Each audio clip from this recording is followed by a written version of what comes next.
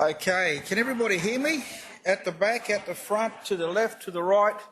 We're going to make a start now. We're a little bit over because there are still people sort of trying to find their way here.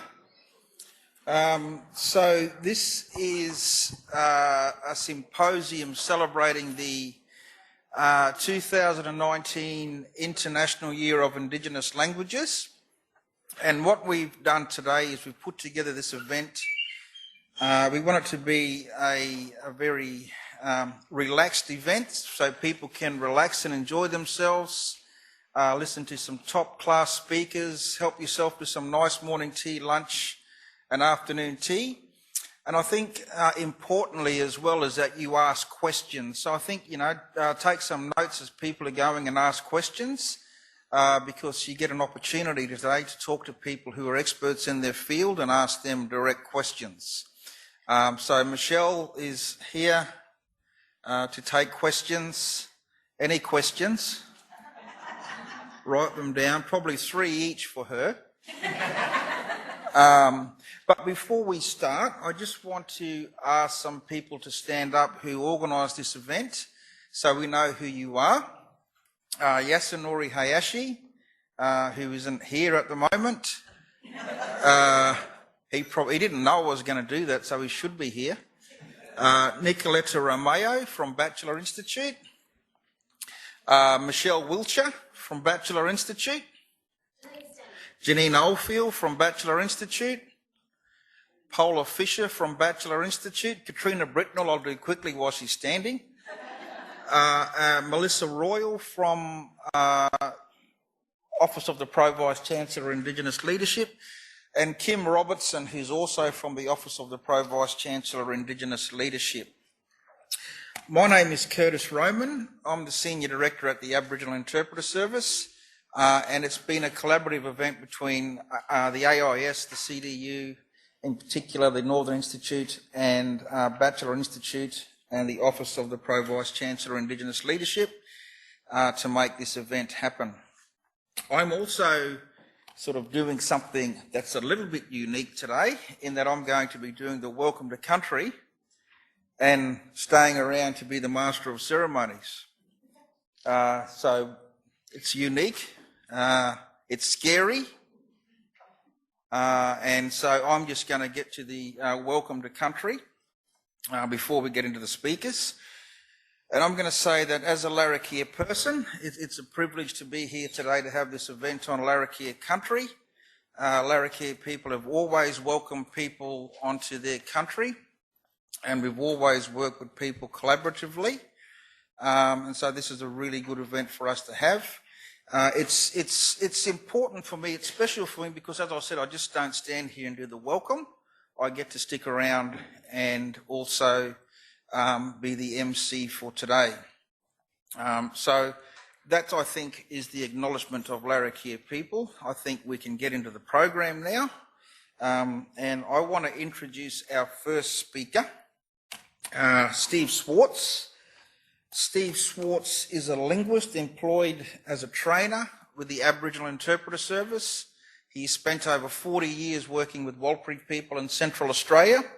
And he's going to be talking today about why the Aboriginal Interpreter Service should include written translation into its services.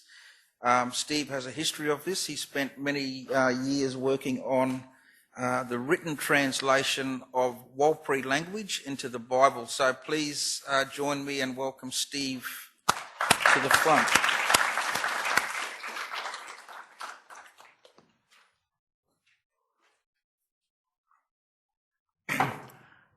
I'll be doing well if I don't dump that onto the keyboard here, so my apologies ahead of time. Thank you, Curtis, and thank you for the organizers. And to begin the talk, I would like to say thank you to the Larrakia people who have been looking after this country for thousands of years and continue to do so. May your language be blessed. Title of the paper, and there's no PowerPoint, Aboriginal Interpreter Service, Can the Leopard Change Its Spots? Since its inception in 1997, the Aboriginal Interpreter Service in the Northern Territory has had a unique, proud, and productive history. under the leadership of Colleen Rosses, who held the position of director until mid-2018. Under her initial inspiration and ongoing vision and leadership, AIS has gone from 6 interpreters in 1997 and a small handful of language to 2018, where over 200 interpreters completed over 8,000 jobs, amounting to some 31,000 hours of interpreting. The statistics themselves are mind-blowing, as AIS has led the way in terms of the interpreting industry, not only here in Australia, but in the entire world. No country, state, territory, or interpreting service anywhere can boast of a service that provides for the needs of First Nation peoples, as can the Aboriginal Interpreter Service in the Northern Territory. My working relationship with AIS dates from Valentine's Day 2011, when I commenced work as one of 2 new trainers hired at that time to work out of the Alice Springs office. I'm now in my 9th year. My background prior to that was as a linguist translator, specifically as a Bible translator working under the auspices of the Australian Aboriginal branch, or AAB, a subset of the Summer Institute of Linguistics. Associated with Wycliffe Bible Translators, SIL linguists have worked since the 1940s and continue to work in over 1,000 of the world's minority Indigenous languages. Many of these are considered endangered, such as is the case with most of the original 200 or so Aboriginal languages that once were strong in Australia. My wife and I work specifically within the Wallaby Language, the translation project, first coming to Australia in late 1997 from obviously the United States, and moving to Hooker Creek, now known as Lawyamanu. We moved there in 1978, where we lived and worked until 1986. After a hiatus in the United States, where I completed my master's degree in applied linguistics, we returned to Australia in 1988 and moved to Alice Springs in order to continue on with the translation work. Our work with the Wallaby included the publishing of a Wallaby school dictionary in the late 1990s and culminated in the publication of the Wallaby Bible in 2001. The Wallaby Bible consists of an entire New Testament and 12% of the Old Testament. It was a huge and seemingly insurmountable task. To achieve that task, I had the privilege of working with over 36 Wallaby people at Lawyamanu, Wurliadadic, Yundamu, Elakrung, and Tennant Creek. Now, I have a copy of the Wallaby Bible here, and it usually doesn't come with a $10 note in it. But as is clear for anybody who has done translation, and as I will mention, translation is fraught with all sorts of perils because you leave a trail behind you. And so the $10 is for the first person that finds the 2 spelling errors on the front cover of all places. Something I unfortunately discovered about 3 weeks ago.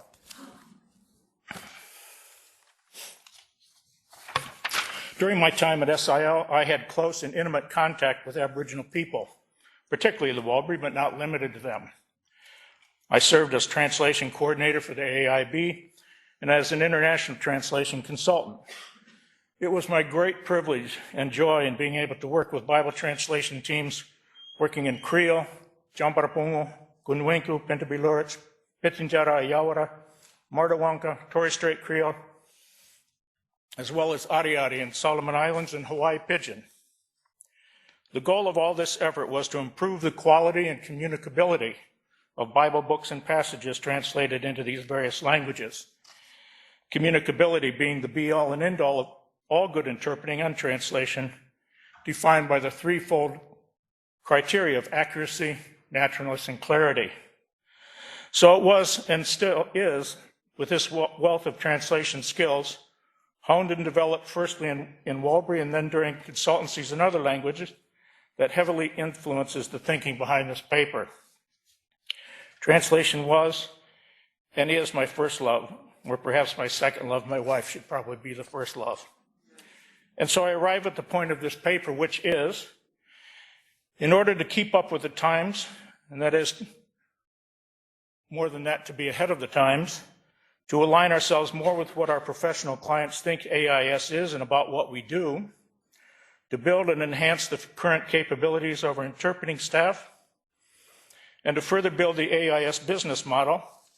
AIS should no longer restrict itself to the business of interpreting, but should move towards becoming a fully fledged Aboriginal interpreting and translation service. That's ambitious, to say the least. It will not come without overcoming considerable inertia and resistance. AIS has engaged in interpreting for so long, to the complete exclusion of translation, that many may not be ready or able to consider the change, let alone participate in or facilitate it. Adding translation services to the AIS will require an enormous amount of time, effort, expertise, and revisioning of the organization. One hardly knows where to begin. So why has AIS thus far been solely an interpreting agency? I would offer these reasons, and there's probably more. AIS came into existence in the first place, not because of any great demand for English documents to be translated into written forms in Aboriginal languages, but as a response to the Royal Commission into Aboriginal Deaths in Custody. It was obvious that Aboriginal people were being disadvantaged vis-a-vis speakers of ethnic, that is, non-Aboriginal languages, mainly down south, but also in Darwin, who could access translation services through the NT Interpreting and Translation Service, which shares the same building in the RCG House. Aboriginal languages were, in pre-contact days, solely oral in nature. There were no written Aboriginal languages, written in the sense of using Roman alphabets. There was obviously iconographic art and iconographic symbolism. But this was the case before the work of ones like the early German Lutheran missionaries in the late 19th century and early 20th century in places like Hermannsburg. The Hermannsburg missionaries learned Western Ireland and also Lawurrpa, and began Bible translation at a very early stage, seeing the written scriptures as an integral and absolutely essential part of their mission efforts. The legacy of these and other early missionaries can be seen in places as far apart as Hermannsburg, Ernabella, with a Pitchingdata and Elko Island in Jambrapongo. Since the 1960s, numerous alphabets have been created and written translated materials have been done in several dozens of languages. This was through the work of SIL and other educational linguists in the 1960s, and then by more education department linguists working during the 70s and 80s. The 70s and 80s were probably the high water mark for bilingual education in the NT, which took off in a number of languages at the time. Numerous language centers were formed and funded, such as the Institute of Aboriginal Development, mentioned above, and ARDS in the top end. But by the turn of the century, bilingual education was on the demise and continues its ups and downs. The status of vernacular literacy remains tenuous within the Northern Territory. And because of the nature of the history of it, it's an odd historical fact that Indigenous language literacy rates are probably higher among Aboriginal people in these different languages by those over the age of 60 than those under the age of 60. It remains the case that an unfortunate number of these speakers of traditional Aboriginal languages are non or poorly literate in English, and more so in their own languages. This varies from place to place, of course, and language to language. It is indeed fair to say that there is very little scope for the functional use of written text in these languages. In fact, for many, the only literature of consequence and volume exists in the result of Bible translation alone. There's one noticeable exception, this being Yapa Walbury Chat, which was a very pleasant surprise to me. Those of you on Facebook, about 4 years ago, I started seeing these posts in a form of English, Creole, Aboriginal English, and Walbury popping up. Somebody had created a Yapa Walbury Chat, as it were, out of thin air, from which Walburys, including myself, began sending messages of all form and quality to each other. That was exciting.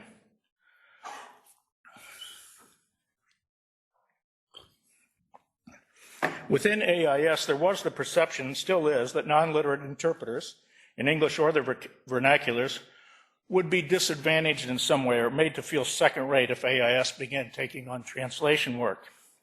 Nonetheless, there are a significant number of AIS interpreters who are competent and confident in their English reading and writing skills, and there's a smaller yet significant few who are competent readers and writers of their own languages.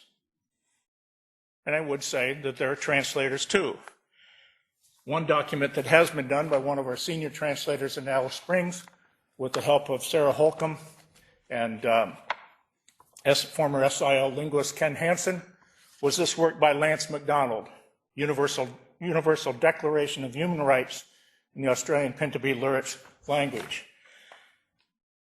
So AIS translators are already doing translation on the sly, as it were. But nowadays, there are very few real opportunities for interpreters of post-school age to gain or improve such skills. Within AIS, there was also the perception that were AIS to begin venturing into translation, the organization could open itself up to accusations of seemingly poor translation work or spelling work such as this. Such accusations already pop up from time to time against AIS interpreters suspected of poor interpreting in court situations, for instance. Often these complaints are unfounded, and often such alleged poor interpreting is a direct result of professional clients, that is, the lawyers and the judges, who refuse to speak plain English, and therefore making it nearly impossible for interpreters to interpret intelligently. Yet, with all these reasons why AIS has never ventured into translation work, there are an equal number of reasons why I believe this is the direction AIS should go. These include the following. Many professional and lay people routinely confuse translating and interpreting and use the terms interchangeably. Paralleling my tenure at AIS, the training session has devoted significant time and energy to develop and teach what we call meaning-based interpreting, or MBI. This is the polar opposite to traditional and still prevalent literal word-for-word interpreting, also known as machine translation. The latter style is clearly second best when it comes to communication between languages. The principles of MBI are exactly the same when interpreting as the principles I and other Bible translators have been using for decades. These principles were first elucidated in the groundbreaking work of Dr. Eugene Nida of the Bible Society, a linguist who was instrumental in developing what he called dynamic equivalence translation. SIL linguist translators such as Dr. Kenneth Pike, John Beekman, John Callow, and Millie Larson have also written and published extensively in this field of meaning-based interpreting. So from a technical point of view, the linguistic issues are the same, the only difference being that interpreting is oral and translation involves writing. What does this have to do with AIS, you might ask, and what am I proposing today? AIS, as I summarized above, has a very long and proud and well-deserved legacy of achievement and service, not just to Aboriginal people, but to non-Aboriginal professionals working in a myriad of government and non-government agencies who require our services. But we must not, we should not, we cannot stop where we currently are and stagnate. We must keep moving forward, not just with the pack or behind the pack, but at the head of the pack. And moving towards incorporating translation services in our into our current interpreting service can ensure that we do just that. How can we do this? What are all of the practical steps and decisions we must make in order to achieve this goal? Short answer is, I don't know. But in April, I interviewed one of our top non-Aboriginal interpreters in Ayawarra, David Moore. David Moore is currently, his linguistic PhD dissertation is being evaluated. I have no doubt that he will be granted his PhD soon. He started out as a Bible translation in the Ayawarra language and does extensive Ayawarra interpreting for AIS. He is a linguist and is fully across the board with Arandic languages and most other languages in Australia. He has years of Bible translation and interpreting experience, and here are some of the things that he suggested. AIS interpreters who are currently doing translation tasks on the side should create and build a folio of their translation jobs, using them for training and self-improvement purposes. We should be encouraging AIS interpreters to improve their English literacy skills and gain such skills in their own language. Sadly, in the past, AIS has not really encouraged interpreters to improve their skills, their literacy skills, either in English or in their own Aboriginal languages. This is very sad, if not disgraceful. We should be encouraging AIS interpreters to be enrolled in courses which teach translation principles.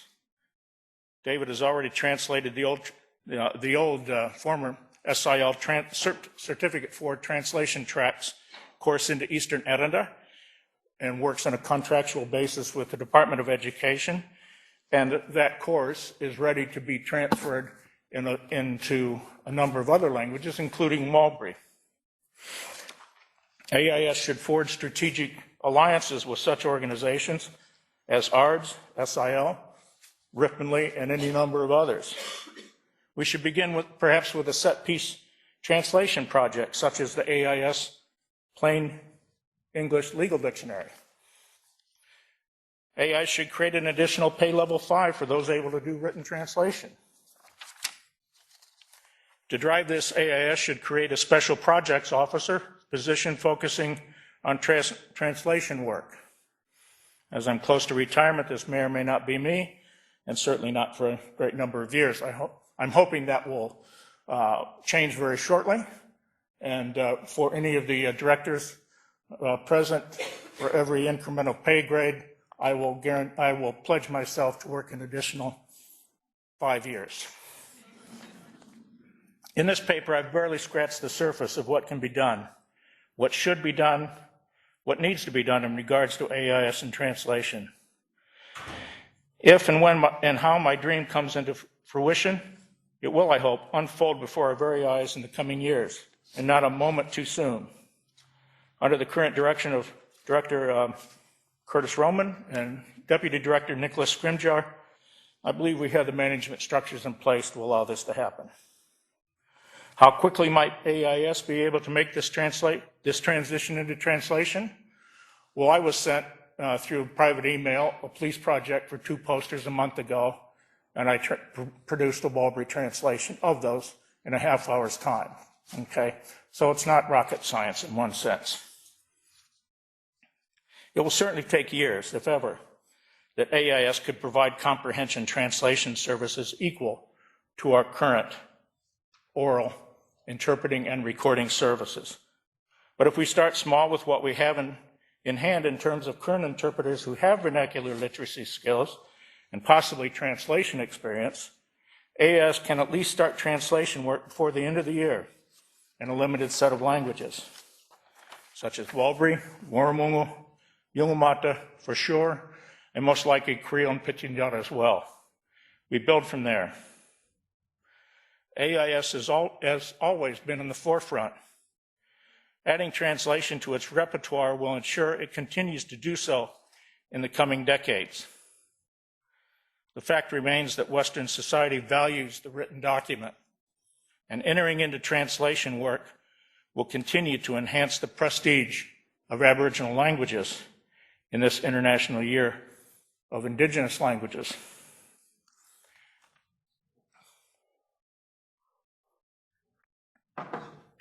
To close, let me just be a bit American at this point, and I am a dual citizen. I apologize for that, but anyways, they let me vote in both countries. But perhaps many of you have seen the Hollywood movie Pearl Harbor, a depiction of probably the worst day in American history in terms of military defeats. And at the end of the movie, there's what I consider to be a very poignant scene. And it's probably semi-fiction, probably an element of truth. President Franklin Delano Roosevelt, who was as you may know, had polio, was unable to walk, unable to stand without the very heavy stainless steel calipers, was sitting at the head of his cabinet. And around the table were all the generals, the admirals, military leaders, and so on, who together were devastated by what had just happened, being caught by surprise. And as the scene unfolds, President Roosevelt looks around the table and asks them, how can we strike back? One by one, they said, well, our Navy's just been wiped out. Our standing army is only about 100,000 people. We don't have the planes. We don't have the logistics. Roosevelt looks around, and then you hear this metallic snapping sound as he reaches down and straightens out his calipers, clicking them in place, and he forces himself to his feet.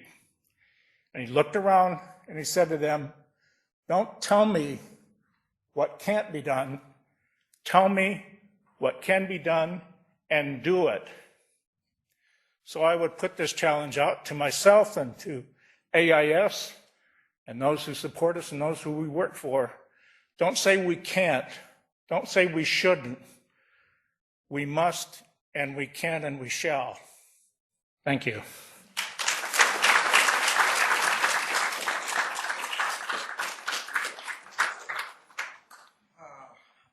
That was fantastic, Steve. Don't go anywhere. Does anybody have any questions for Steve up the back? Steve, thank you. Very engaging. I just want to take issue with one of your statements earlier, gently, and that is that Indigenous languages were only ever oral. It needs to be remembered, of course, that there is a common alternate sign language with many Australian languages, globally rare, but much more common in Australia, and as well known, probably very perishable. Yes, thank you. I may have misspoken. I was referring to formal written languages and literature, but yeah, you're absolutely right. There is sign language and so on. Yes.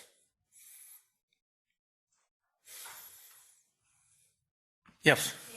Yeah, it's interesting your comment about literacy in Indigenous languages. Could you speak up a little bit, please? Your comment was interesting about literacy in Indigenous languages because when they have the literacy centres in schools, those centres often publish scientific journals, magazines, newspapers in Indigenous languages. And everybody loves them. Like, Yeah. they just devour them.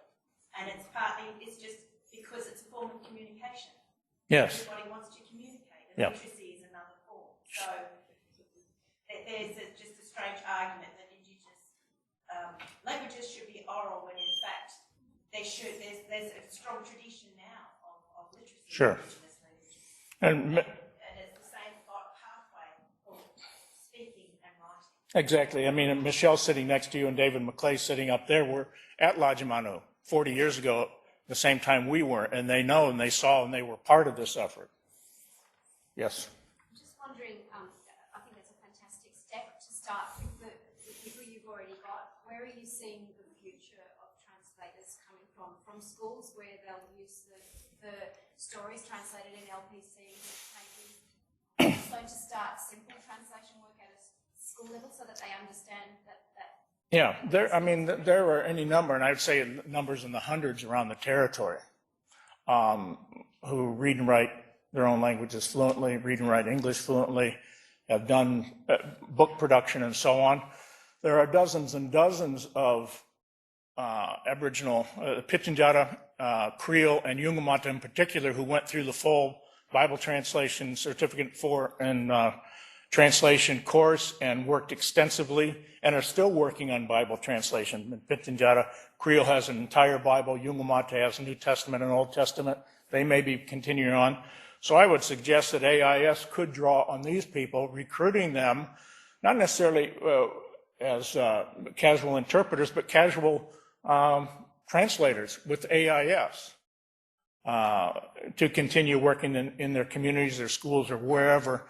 And also engaging in translation work for AIS.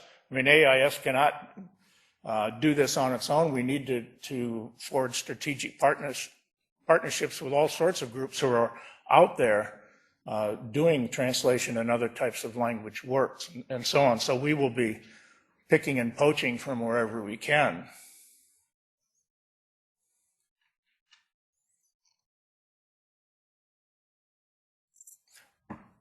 Well, Curtis isn't here to bail me out, so. Oh, there you are. So, yes, thank you very much.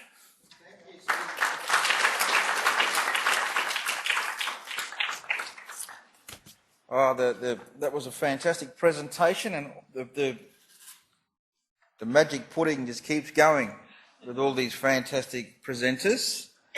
Our next presenter created a little bit of history recently. She was the first Indigenous interpreter to be used in Parliament anywhere in Australia at any time. Now, her name is Nadyezhda Pozzana, and she is from Gaykamaŋu. She is a trainer with the Aboriginal Interpreter Service, and she will deliver what we call a mini WIT. So in the AIS, a WIT is an acronym for Working with Interpreters Training. I know all the acronyms in the AIS. So she's going to deliver one of those things, and these are the activities that we deliver to service providers and community organisations all over the Northern Territory. And it's really important stuff because there is a really entrenched view out there that an interpreter is just somebody who speaks the language, and that is certainly not the case at all. So from an interpreting perspective, some of the worst things that you can do are actually some of the most common things that happen, such as using family members to be interpreters. That risks confidentiality, which risks trust, it breaches trust, and it risks things like impartiality. And then there's also using people who are not trained interpreters, because that then is a breach of confidence from the outset. So Nadyezhda is fully across this stuff, and it's a real pleasure to have Nadyezhda here today. If you have any questions, feel free to ask her. Thank you, Nadyezhda.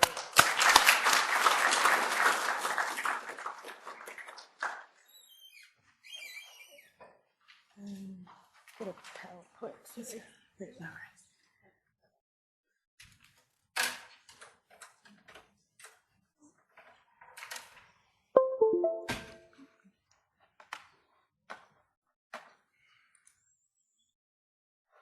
So it's wait CD. That one? Yeah.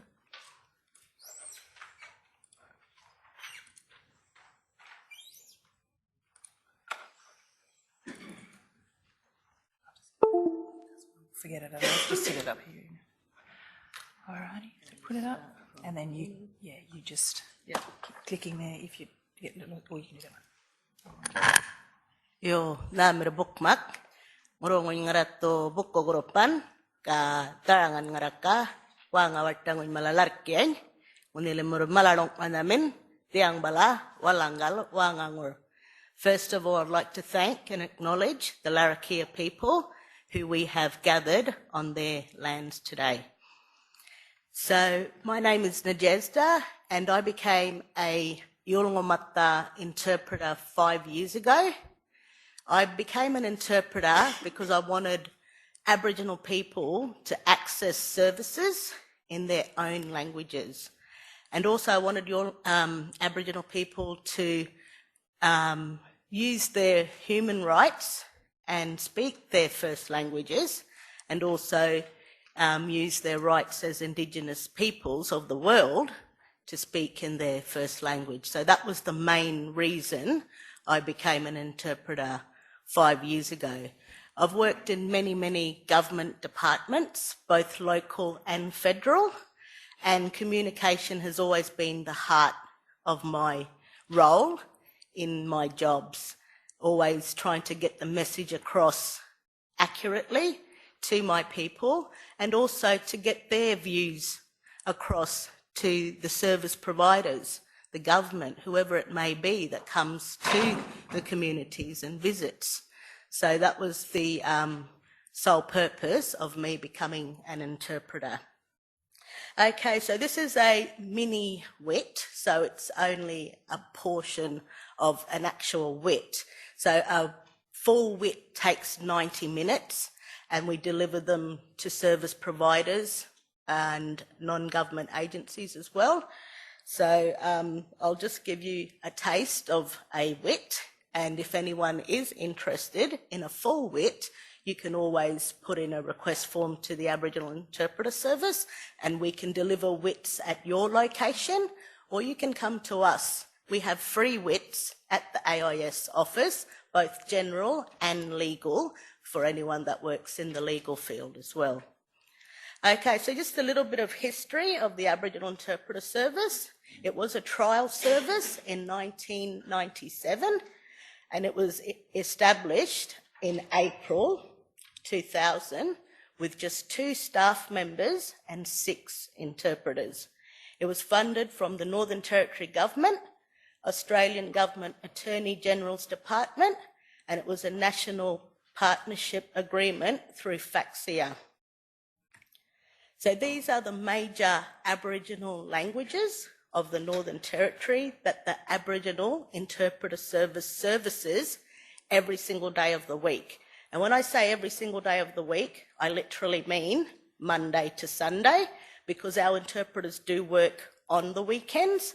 People get sick and arrested on Saturdays and Sundays. Okay, so Creole. There's 2 versions of Creole.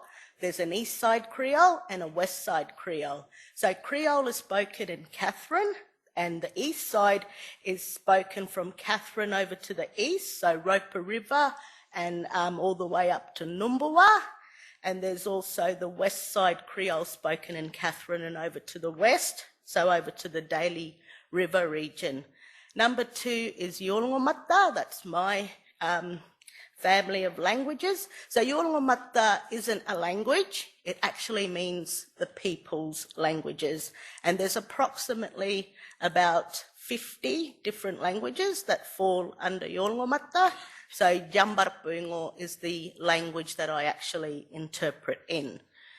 So Yolngamata is from northeast Arnhem Land, so it's spoken in Milinginbi, Ramangining, Galewinko, Kapawiak, Irkala, Nullarbor, and the surrounding outstations or homelands. Pitjantjatjara is from Central Australia, spoken in Mututjulu, that's near Uluru, and also in the APY lands. So we actually cross borders with Pitjantjatjara. It goes into South Australia and Western Australia. So our interpreters at the AIS cross borders also for their interpreting jobs. We've got Walpri, which is spoken in Lajamano in Central Australia. We've got Murinpata, so that's the language for the people of Warai, also known as Port Keats. Andiliaqua, that's spoken in Groot Island and Biggerton Island in East Arnhem Land. Lawurrpa is spoken in Papunya in Central Australia. And then we have Eastern, Central and Western Aranda, which is spoken in Alice Springs, and Western Aranda is over in Hermannsburg to the west. Gunnawingo is spoken in West Arnhem, so in Jabiru and Gunbalanya, also known as Owenpelly, in the Kakadu region. Barada is spoken in West Arnhem also, in a place called Menangrida. We've got Tiwi, which is spoken in Tiwi, not the suburb Tiwi, but the Tiwi Islands. So there's 2 versions of Tiwi. We have a modern version, which the new generation speak, and we have a traditional Tiwi, which the older generation speak. Warramungo, that's the traditional landowners' language of Tennant Creek in Central Australia. And we have Gorinji Creole, that's over in Kalkarinji and Dagarago. And also we have Maung, which is spoken in Mudbulk, also known as the Goulburn Islands. So this is a map of the Northern Territory, and in blue is all the languages spoken around the territory, and in red is the communities where they are located. So the Northern Territory is actually one of the most linguistically diverse places on the planet. We have over 100 Aboriginal languages right here in our own backyard. So 18 of those major languages I've just gone through the AIS services every day. And also there's different varieties of English, which we call Aboriginal English. So here in Darwin, you may hear the word deadly. Deadly doesn't mean fatal in the Aboriginal English. It means you're joking or you're just, terrible. You're awesome, and it's got a wow factor. Sorry, I'm just thinking of something else at the moment. I just had a mind blank. Sorry, deadly has a wow factor. It's awesome, and that's we say to the doctors and nurses at Royal Darwin Hospital, never tell an Aboriginal patient that they've got a deadly disease. Because they'll be going home saying, yeah, doc said it's deadly, it's all good. Also, there's another word here in Darwin that you might hear, gammon. Gammon is not ham wrapped in bacon. It's actually meaning that someone's joking or they're just full of themselves or it was terrible. Oh, it was a gammon football match, It was like little kids were playing out there. So that's what gammon would be used in a sentence. So the language use, so according to the Australian census in 2016, 65% of Aboriginal people said that they don't speak English as a first language at home. So that's in the urban areas, so Darwin, Catherine, Tennant Creek and Alice Springs. But if you go into the remote areas and the isolated areas, the outstations, that figure is up in the 90%. 90% of Aboriginal people in remote don't speak English as a first language at home. So Indigenous people, so that's Aboriginal and Torres Strait Islanders, make up 30% of the Northern Territory's population, and 65% of Indigenous people said that they speak an Indigenous language at home as a first language. So the English proficiency for these people in that 65% is very, very low. The first time a person who does not speak English at home as a first language in this category that hears the English language will be 5 or 6 years of age going to preschool. So just imagine you're a 5, 6-year-old child going to preschool and trying to learn in a foreign language. Most of our people drop out of school because of this reason, because they simply just don't know what's being said and they don't know what's expected of them in a classroom. Also, there's cultural differences, so it's a bit of a shame job. It's embarrassing to speak to people that you don't know and haven't associated with before. And also relationships are different. So the Aboriginal kinship system is different to other kinship systems. We have avoidance relationships. In some Aboriginal cultures, it's between brother and sister, and also in-laws, such as mother-in-law and son-in-law. We have these avoidance relationships in our kinship systems to have mutual respect for each other and also to keep our families in harmony and to basically avoid conflict. If you think of your own kinship systems, who argues the most in them? Mum and dad argue, brother and sister argue, in-laws argue. We avoid certain members of our family, so we don't have to argue with them. Okay, so I'm now going to tell you a story. So we're doing a 1 in 5 exercise. I'm going to tell you a story in Yambarpungo, and I'd like you to tell me what the story is about. I'm going to throw in a couple of English words for you to help you unpack the story. Ngā pulngara tāo no kalanga madapu ngunal Melbourne. Na mangaranganyay, nguliwik to, kalakaram ngay ngarakal, back ngay rulang dun, mutikalil, palangay garin, church lila. 3:30 p.m. Drought dun ngay, naman ngay, mutikany, disappeared na, yurubating ngora, munatakor. Anyone want to have a crack at that? Where was it held? Where was this event? Did anyone catch? In Melbourne? Something happened in Melbourne? At a church? Was at 3:30 p.m. something happened? And something disappeared? I disappeared? The car disappeared? Okay, so I'll tell the same story in English now. I heard a story about your mother in Melbourne. I saw her at the supermarket last week. She told me she put her bag in her car and then went to church. Then at 3:30 p.m, she came out. The car had disappeared, but the bag was still on the ground. So what I literally just did was I put you into that 65% of Aboriginal people's shoes that don't speak English as a first language at home. You were grabbing all the English words that you know, but all the Yambarpinga words that you don't know, you were simply just guessing the story. And that's how they hear you when you speak to them in English only. They're doing guesswork, basically. So I highly recommend you to use interpreters when engaging with Aboriginal people that don't speak English as a first language at home. Okay, so this is the communication hierarchy of languages. So languages are made up of lexicon, syntax and discourse, or simply just known as words, sentences and conversation. There's no one-on-one correlation between languages, even the English language itself. There's no comparison.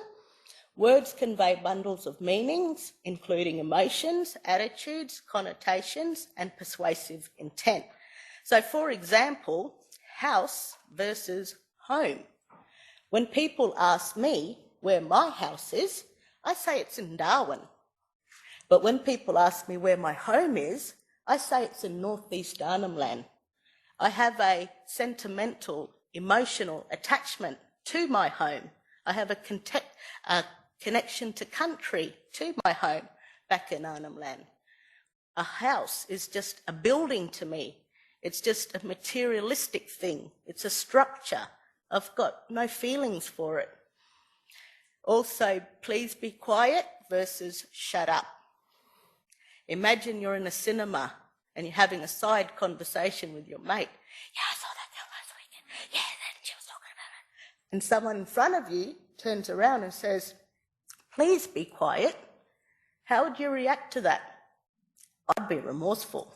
I'd say, sorry, I'll tell you later. And then I'd be quiet. But if someone in front of me turned around and said, oi, shut up, how would I react to that? Don't tell me to shut up. I'd get all defensive.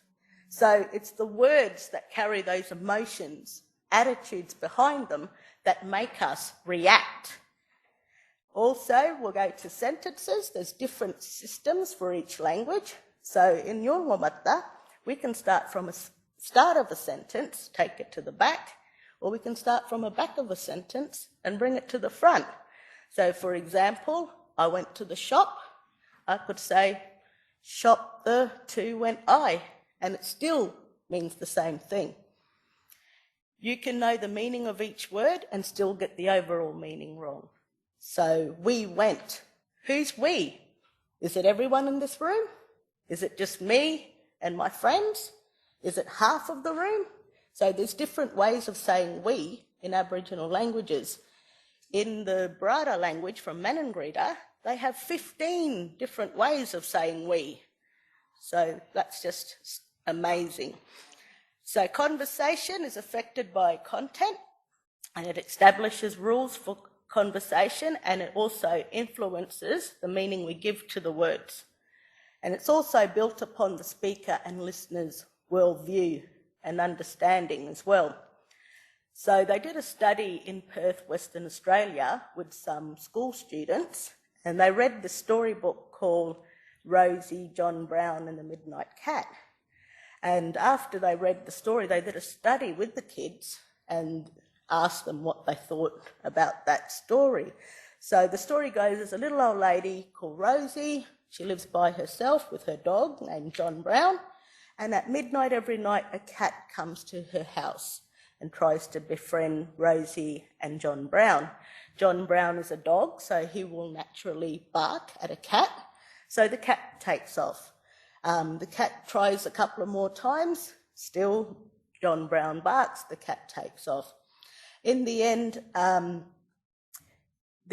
Rosie becomes sick, and then she's sitting in front of a fireplace, and then John Brown realises that maybe she needs another companion, another friend to come in and cheer her up. So he allows the cat to come in, and the story just basically ends like that. So when the non-Aboriginal children were asked about that story, what they thought about that story, and they said, oh, that's a really good story. It has a happily ever after ending towards it. Rosie was living by herself, she had a dog, the cat wanted to become friends. Dogs bark at cats naturally, so the cat got scared and took off.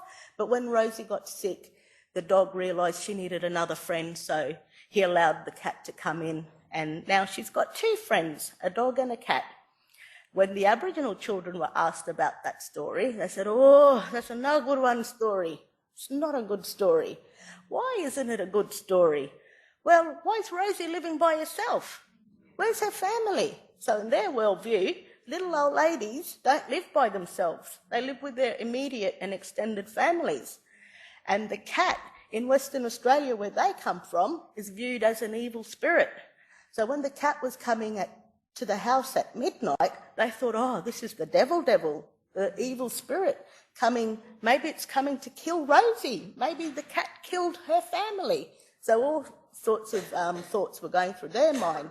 And then when Rosie gets sick and allows the cat to come in, they're thinking, okay, the cat has now sung the dog and has allowed him to come in, and the cat's going to finish the job and kill Rosie. Even though it doesn't say that in that story, but their worldview, when they heard that story, that's what they were picturing. Okay, so benchmark for communication. What quality of communication do you want? You fully understand both ways. You understand better in your first language. You express yourself better in your first language. So how do you decide if you need an interpreter? 1, I don't speak your language. I need the interpreter. I was at the local court here in Darwin, and I was booked to interpret for a school teacher from Millingimby. And when I arrived at the courthouse, when she saw me, the first thing she said was, I don't need an interpreter. And the Nadyezhda lawyer, he stepped in and he said, no, I've booked the interpreter for me. I believe you should hear your matter in Yamarapungo. I believe you should respond to your matter in Yamarapungo. I don't speak Yamarapungo. I don't understand Yamarapungo. So I've booked the interpreter for me. So he did a bit of a reverse psychology on her, and then she was like, oh, okay, no worries. And as we were walking towards the courtroom, she turned to me and said in Yamarapungo, don't get me wrong, I'm a school teacher. I teach my students English back at home in Millingimby, and I have a bachelor in education. And I said to her respectfully, don't get me wrong, the English you're about to hear in that courtroom is not the English that you teach your students back at Millingimby School. But I said to her, if you would like to hear your matter in English, respond to your matter in English, that's fine. But any time you need me, please ask me to take over. That's what I'm here for. That's what I'm employed to do. So when we got in to the courtroom and her matter was called, and when the prosecutor got up and read the précis and the legal jargon started to come out, her eyes popped wide open, and she turned to me and she said, hurry up, tell me, what's he saying? I don't understand him. So I took over, and then she pleaded to her charges, and as we left, she turned to me and she said, oh, I feel so embarrassed. I said I was a teacher with a Bachelor of Education and I teach English. And you were right, the English I heard in that courtroom is not the English that I know, and it's not the English that I teach my students. And I said to her, please don't feel embarrassed. I see English-only speakers in these courtrooms every single day of the court sittings, and they represent themselves. Judges just tear them apart and send them out the door and say, go get a lawyer. You don't even know what you're talking about. Okay, so that comes to language proficiency. It is a spectrum. People can have proficiency in some subject areas, but not others. So there's a prime example. A school teacher knows the standard Australian English, but doesn't know the legal English. There's also different registers. So in the English language, we have high formal, formal, casual, and vulgar. And there's also different topic areas as well. We as Aboriginal interpreters at the AIS, we also adjust our registers depending on who our client is. And because where I'm from, Lowurrpa has so many languages, I need to think about the words that I need to say according to where that person comes from. Because in one region, that word might mean something else compared to the region that this person comes from. Also, context and stress affects a person's ability to communicate. Most of our clients come from that 90% remote that don't speak English as a first language. So they've left their communities, they've come into Darwin, Catherine, Tennant Creek or Alice Springs for hospital, for court. Maybe they were arrested in their community and they spent the night in the watch house. So stress does kick in and they can shut down and not communicate. Why should you use an AIS interpreter? Because AIS will screen to avoid conflict of interest. We are related to our clients somewhere, somehow, in the Aboriginal kinship system. So we need to determine that we're not closely related to our clients and also that we can follow our code of ethics as well. AIS will also find a suitably trained interpreter for the job and the most experienced one, using family, friends or even untrained third parties such as colleagues that may speak an Aboriginal language. As interpreters, making sure accuracy and impartiality extremely problematic. And duty of care, who's responsible if something goes wrong? Hospitals have been successfully sued for removing people's limbs because they got them to sign a consent form without an interpreter. Also, land councils have been successfully sued for giving royalty payments to the wrong people, not using interpreters. Also, our AIS interpreters are trained professionals, just like doctors and lawyers are trained professionals. Our interpreters are trained professionals also. So first of all, we do a language assessment in the English and Aboriginal language. Once they're successful, they'll do a 3-day, full day training and assessment and orientation. And that's where they learn about interpreting. They learn the 9 AUSIT Code of Ethics, the rules for interpreters. And also trainers assess them along the way to see whether they are competent enough to become interpreters. Once they've successfully completed their training, assessment and orientation, they'll do shadowing. So they'll watch an experienced interpreter on the job and learn how to do the job correctly. Once they're confident, they can do a on-the-job observation where the new interpreter does the job and the experienced interpreter or a trainer is watching them, ticking the assessment tool, making sure that they've completed everything, and also they're using accurate interpreting as well. So there are different levels. There's levels 1 to 4, 1 being the beginning, 4 being the highest. And to get to all the levels, you must do different hours of face-to-face interpreting and also do further training in legal, health, government initiatives, special projects and housing. And to get to level 4, which is the highest level, you either sit for the NATI accreditation, which is the National Accreditation Authority for Translators and Interpreters, and that's recognised throughout Australia in every state and territory, and also it's an international recognition. So our NAATI accredited interpreters could interpret at the United Nations, for example.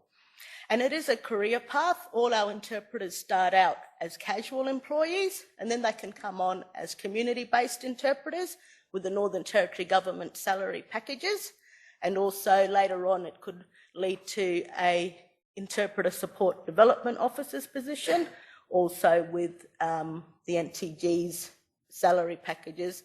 And also they can become trainers as well, such as myself. Okay, so the role of the interpreter. Interpreters help people to talk to each other by accurately interpreting the message from one language to the other.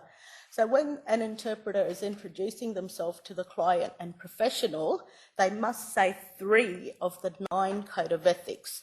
So that's accuracy, impartiality, and confidentiality. And please don't ask interpreters to do non-interpreting work, such as picking up people to come to a meeting. At Royal Darwin Hospital, I've had doctors ask me to wheel patients back to their beds, and I say, no, can't do that. I'm the interpreter, here for communication only. Just call one of your PCAs and they can return the patient to the ward. So to enable good interpreting, before the job starts, brief the interpreter, give them as much information as possible to help with accurate and consistent interpreting. Tell the interpreter how to interrupt or get your attention if there's any problems. In training, we generally tell our interpreters to use the stop sign, to say stop and then ask for a repeat or whatever it may be. So during the interview, sit in a triangle formation where the professional and client are facing each other and the interpreter is in the middle. Speak directly to the client and not the interpreter. Pause roughly after each sentence, and after the interview, have a debrief. Let the interpreter know how you think the job went, and also fill out their timesheet and evaluation, which is on the back of the timesheet. Okay, so facilitating accurate interpreting. Interpreters interpret meaning, not words. So this is what's going on in an interpreter's mind. They're listening to what you're saying, trying to understand what you're saying, store it in their minds, and find the correct way to say it into the other language. So this is what a booking request form looks like, and we are a 24-hour booking line, and we do have a free 1-800 number, so it's no cost to you. And if you are booking an interpreter, please put in a booking request form 48 hours prior to the job. That will enable us to find the best interpreter for this particular request. Also, you can email or fax a booking request to us. There are the details there. Fill out all details on the form. Also tick if the job can be done by video link or over the phone. The interpreter doesn't necessarily have to be there. I've interpreted for clients that were arrested in Catherine over the phone, and I did the police caution over the phone, so I didn't physically have to be there. Also, if you're going out to remote communities, put the name of the community where you'll have the meeting, and we'll find the best language speaker for that particular area. And also, when you're putting the client's name, put as many names as possible so we can establish conflict of interest. Aboriginal people go by many names. Myself, I have an English name, I have a Yolngu name, I have a skin name, I have a calling name, I have a also known as. So the list goes on and on and on. So the more names you put on the request form, we can establish who that person is, and interpreters will accept that job knowing if there's no conflict of interest. So what do? We do interview interpreting, meeting interpreting over the phone, also video link interpreting, and we do audio recordings for radio and television. So we do the ABC news bulletins as well. They're now weekly. We also record for DVDs, audio posters, websites and apps. So our achievements at the AIS, we've done the police caution in 18 different Aboriginal languages, which we won a Human Rights Award for. And also we have a plain English legal dictionary, which we worked with ARDS on, and also Supreme and local court protocols. So this is a snapshot of the AIS. Areas of work that we cover are legal, health, Centrelink, community consultations and recordings. How much work have we done? Oh, we've done bugger all. No. According to our last financial year, 2017-2018, we've conducted 37,080 hours of interpreting work, and we've had a 300% increase in interpreting hours conducted for housing because of the Room to Breathe program and the 1.1 billion Northern Territory Government remote housing package. So how many interpreters do we have? Unfortunately, not enough. So we have 234 registered interpreters, 21 interpreters who are on staff in 15 different languages, 123 NAATI accredited interpreters. And our main office is in Darwin. We also have offices in Katherine, Tennant Creek, Alice Springs, Warai, Wurramianga, Nhulunbuy and Groote Island. Like I said earlier, we are a 24-hour booking service with face-to-face, telephone and video link interpreting. We have support staff in our offices, interpreter support development officers, training and liaison officers, trainers, admin and booking staff, and we're co-located here in Darwin with the Interpreting and Translating Services Northern Territory, which are our migrant interpreters. And my Spanish is getting a little better now. Hola, ¿cómo estás? Okay, so these are our details here, and just like to thank each and every one of you for coming along today and engaging with this working with interpreters training. Thank you.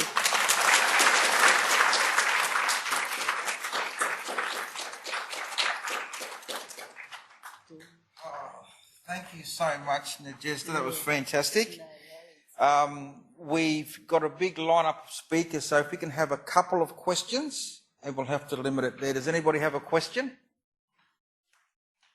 I was really interested in what you had to say. Thank you.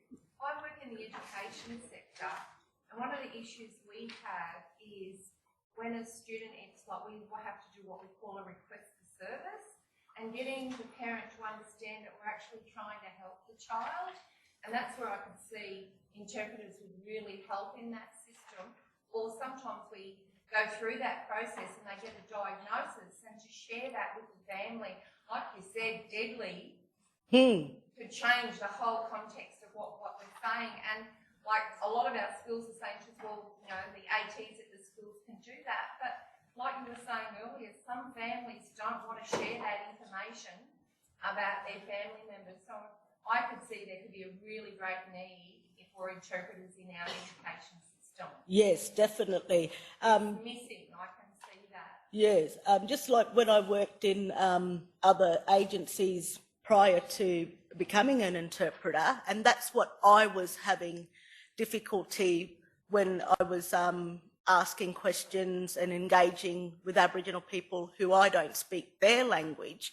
I was in child protection prior to joining AIS, and I was doing a child removal of a child that was from Groote Island, and the case manager asked me to come along, and I said, I don't speak Andaliakwa, you know, this could go terribly wrong. We need to book a Andaliakwa speaker. And the case manager turned to me and she said, oh, well, just speak to them in Creole. And I said to her, this is what you've just asked me to do. I'm going to give you an example. We're going to remove a child that speaks Japanese. I speak Chinese, and you're asking me to speak in Korean.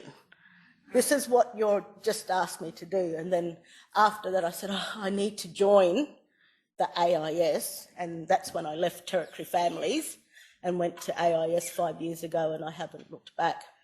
No worries. Fantastic. Thank you. And I'm going to, without any notice, I'm going to make mention of Ben Grimes here, who was very instrumental in getting the interpreters into Parliament. So a big thank you to Ben.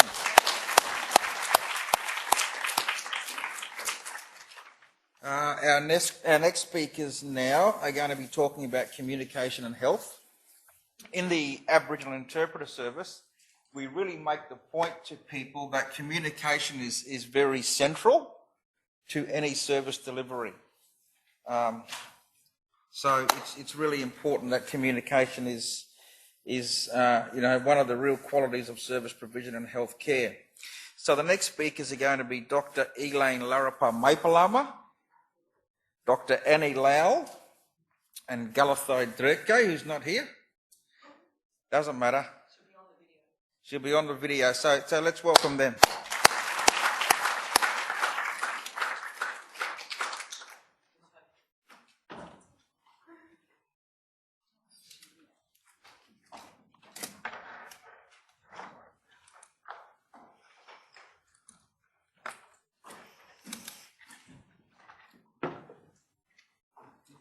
No.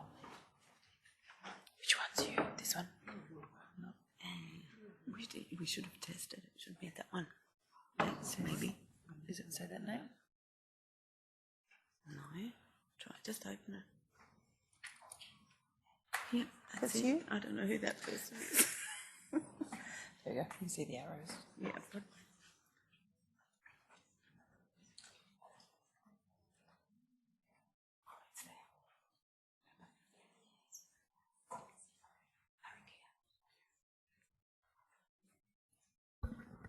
Yo, Lowurrpa Maypilama, nawe nanriduma bukmak, ka bukurpan do Larrakia tiakwangau, nena prokadara, leño de arwangang ulwalangal. Ka bukurpan nguni yulngo malangatur wal kaninan, kadiyang bala. You are, I've got to do it in English. The English version. So we'd like to acknowledge the traditional custodians of this land, the Larrakia, and to pay our respects to elders past and present. Did you say future as well? Go future? Emerging. Okay. So Nadyezhda has covered quite a bit of what we were going to cover, but just fantastic. Thank you so much for that presentation. It was just wonderful. So what we're going to do is actually just draw on research that's been going on for 20 years and still the same issues are coming up. So we're just going to be pulling from a few different projects related to communication in health education, so community-based communication, as well as hospital communication from various projects. We won't talk a lot about the research that it's come from, but there'll be references at the end if you want to go and get the details of the research projects. And unfortunately, Galathi couldn't be with us today because she's very unwell and was very disappointed, but we do have her on a very short video. Galathi Dhurrkay.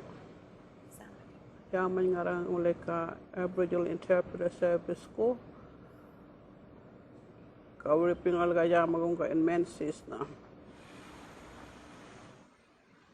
We are trying to overcome barriers that may be difficult for you all, that in the future we'll have a good understanding of the staff and the hospital, and we won't feel scared of hospital. Nurses and doctors as well, how they are dealing with the patient emotionally, mostly emotionally, because we know they are very good at the work, we have faith in them.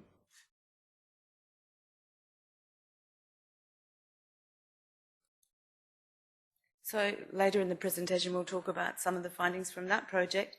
But first, we're going to go to a project we did, I don't know how many years ago now, quite a few. And this was looking at communication in chronic disease education, being a very, very big issue and continually increasing issue in the community. And these are just some of the examples of what people were saying about the education, the quality of the communication and education.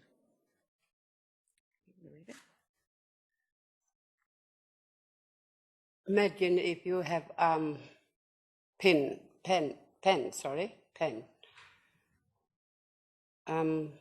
Palanda only gives a little of the pen.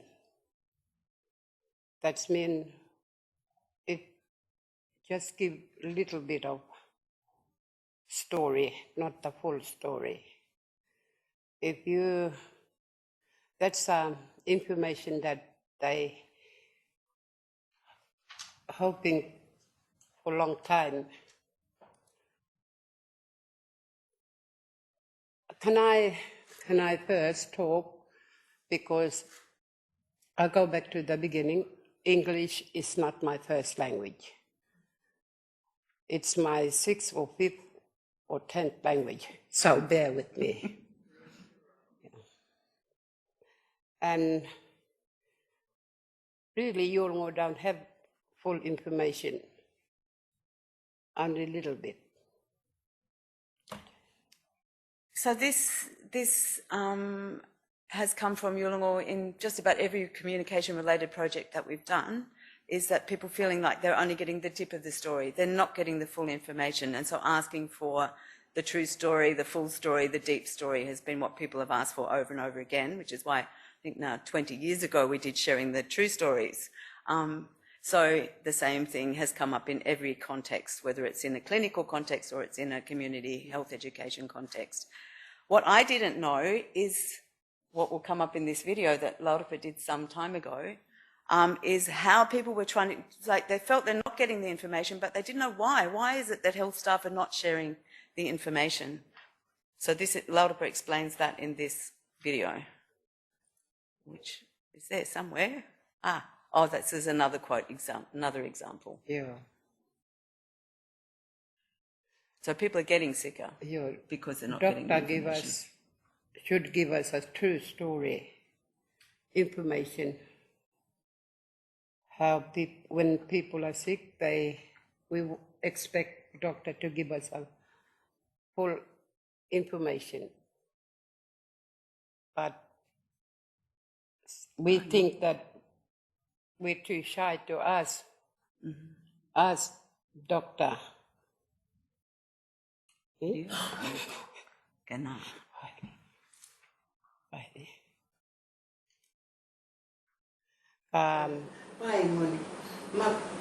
want me to die. They want me to die, but maybe that Lowell doctor is hiding story from me. Hiding story like Makiwan Rupia. Makai young like to people are dying all that time, and they want Lowurrpa asking government that. And that is Gaykamaŋu, Epalanya. The Yulungo thinking like that. The patients thinking like that, because really, Yakaka communication, that Yulungo really is not communicating with the doctor. Epalanya getting full information about him. And that's why many Yulungo thinking that, those nurses and doctors want more money because of Yaka communication member.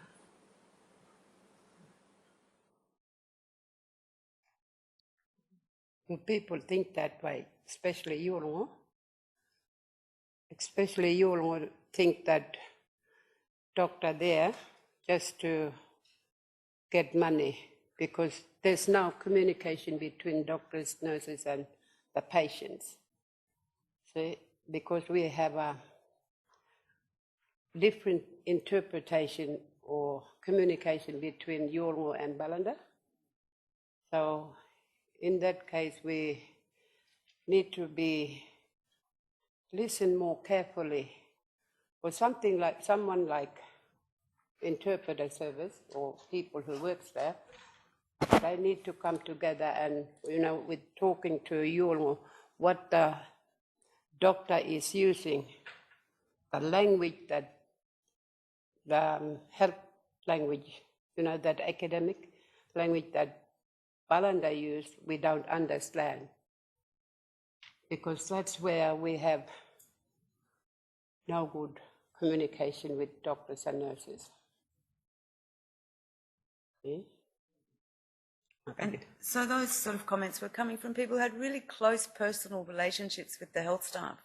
And so on a personal level, they're getting on very well, but they're still interpreting this way that there's got to be an explanation for why they're not telling me the full story. And so that's quite a shock to health staff when they find out that people are actually thinking like that. So these are some examples from, and we won't read all of these out, but you can read them from the first stage of the Communicate study, from the different perspectives on what people think about communication in the hospital. And you want to tell that story? Yeah. An example from an earlier project. One down there is a quote that we wrote. One of my auntie, the doctor was telling her that your kidney and your cholesterol or whatever is good. It's going to be, you're going very well with that, because she comes to the renal every day and have that medication and keep up her medication and everything. But the doctor is saying that, she is thinking that she will maybe get better like 1 year time or 6 months' time, she will be well. And she's expecting that she would go home. But see, we don't understand why and how doctor explained to Yolngu, because Yolngu think my kidney will come good, my blood will come good, I'm healthy, then I go back home. See, that there was deep understanding or information that Balanda explaining is not like clear to Yolngu. So Yolngu sometimes confused, because I think they should tell straight story. Then interpreter will explain to Yolngu more carefully in Yolngu way to make that patient understand. So communication, you should, Balanda should recognize Yolngu and Yolngu should recognize Balanda, how we can communicate. I know it's a different world or different way, you're Balanda and we're black, but the communication need to understand and be recognized. So she'd been on dialysis for 5 years, and even after 5 years of interacting 3 times a week with the staff, she had no idea that dialysis was forever. She really thought it was going to cure her and she would go home. And how many other people would have been in the same situation?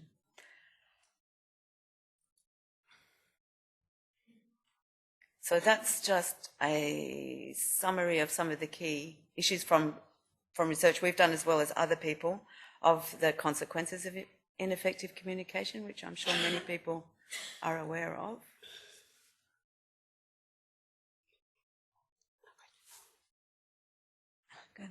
The English. Larrakia. I'm speaking English. People are good at English, but still not understanding. Did you want to talk about that? Even though Yolngu people, like me, I will point at me, even though I talk a little bit English and Yolngu, I understand Balanda language, but still I don't know really I don't know the academic language. I should learn more, you know. But the difference is Yolngu sometimes we really don't understand the basis of Yolngu Balanda language, because that's where we have not connected or not having good communication with doctors or anybody. So in actually all the projects pretty much that we've done, different Yolngu researchers who've been very fluent in conversational English have been the strongest advocates that that Yolngu with strong English, like that story that you told, need to realise how high the risk is. So not really knowing the risk of miscommunication. So one with renal, she'd been on renal and been on dialysis for 15 years and was involved in the video ethnography that we were doing. And she discovered after 15 years that she had a completely opposite understanding of the function of her medications to the actual function. And she'd had no idea. The staff had no idea. They had wonderful relationships. They thought they communicated really well. So that masking of miscommunication that happens when people are fluent in English. And then, so in that project, for example, none of the participants had realised there was miscommunication. So we interviewed after interactions. We videotaped the interactions, interviewed people afterwards. Everybody said, yeah, that was great, because they were all doing their very best. The staff were doing their very best. They were being videotaped.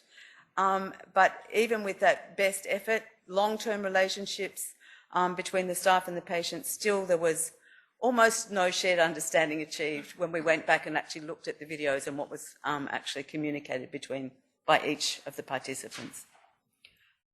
So that masking, and that's a risk, because when you ask people if they need an interpreter, they feel very comfortable in English. Of course, they're going to say no. So that turning it around, also in health, as in legal, that's I need the interpreter, is just such an important strategy, because it is us that need the interpreters, whatever context we're working in. So Nadyezhda has covered a lot of this.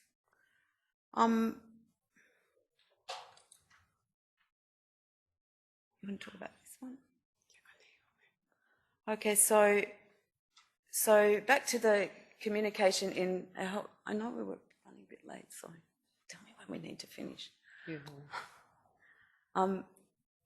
The health education. So one of the assumptions, it's a bit like with the assumptions about English fluency, is that we have shared understanding about fundamental health concepts. And one of the classic ones we talk about, and this is an example of someone who'd been going to hospital, having multiple interactions over many, many, many years. She'd probably have, be one of the best English speakers, wouldn't she, in the community? Yep, this one. And we did this project making DVDs, resources about diabetes, and we'll talk a bit more about that if we have time, diabetes, cardiovascular. So one of the issues that had come up was with an earlier project was when we asked Yolngu about what do lungs do, and they looked at us and said, go and ask the smokers. Because they knew there was something between smokers and lungs. Because one time Annie asked me, how do you breathe, or which way you breathe, or what? Yeah, that's what you. What asked do you use for breathing? What are you use for breathing? And I said, heart. And I thought it was heart, giving me breathing, but I didn't know until, because I didn't ask doctor what was giving me, like short breath or something like that. And she told me that lungs gives me, you are breathing from lung.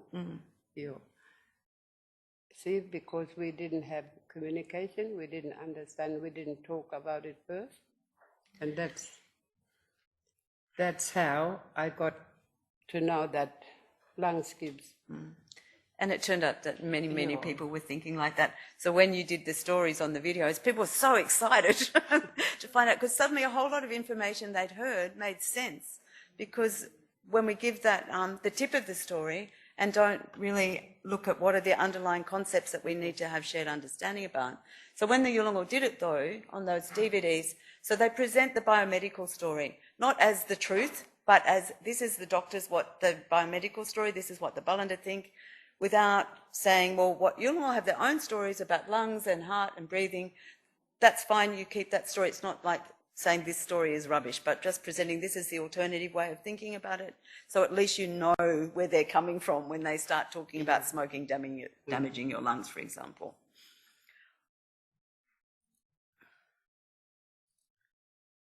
Again, I think a lot of this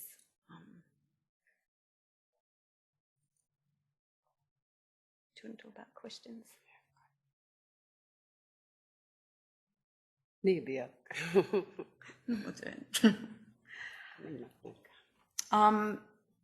So this again is back to clinical communication and about different protocols that influence communication. So questions, and we've got another project about to start on this as well, how much difficulty there is around questions and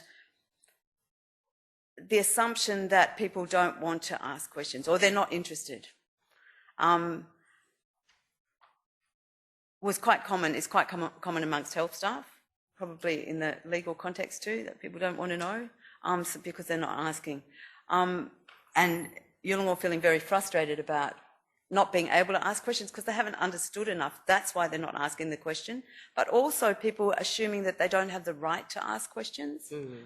And when they find out that actually it's an acceptable practice, so to actually ask questions of health staff.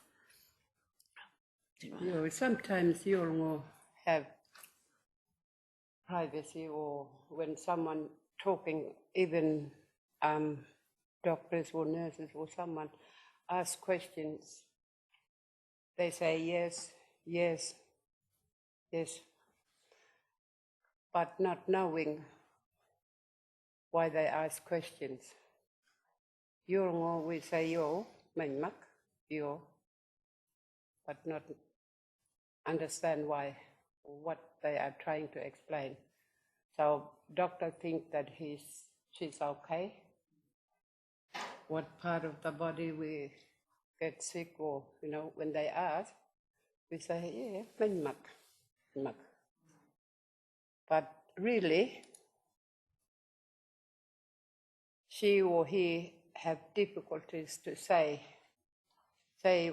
something in English, or that's why we need interpreter to come and work with doctors and nurses or with the patients. We're finding it hard because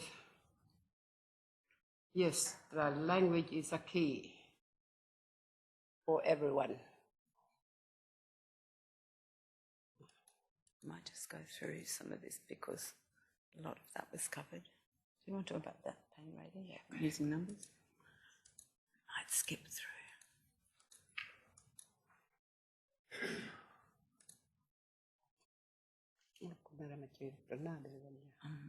When the doctor, the power of language, when the doctor says you're going to... Sorry, wait. I'll start, then she can take over. Just this is a real issue, and it's a real issue for interpreters too, I think, that belief that if you utter something, you'll bring it into being. So if you say you're going to die of cancer within the next 2 years, by actually saying that, it will make it happen. And it must be incredibly difficult for interpreters to deal with that, when you've got to interpret what the doctor said, and then you'll be seen as being the one that actually brings it into being. To make that patient's worry, or you worry about now and get more sicker and sicker.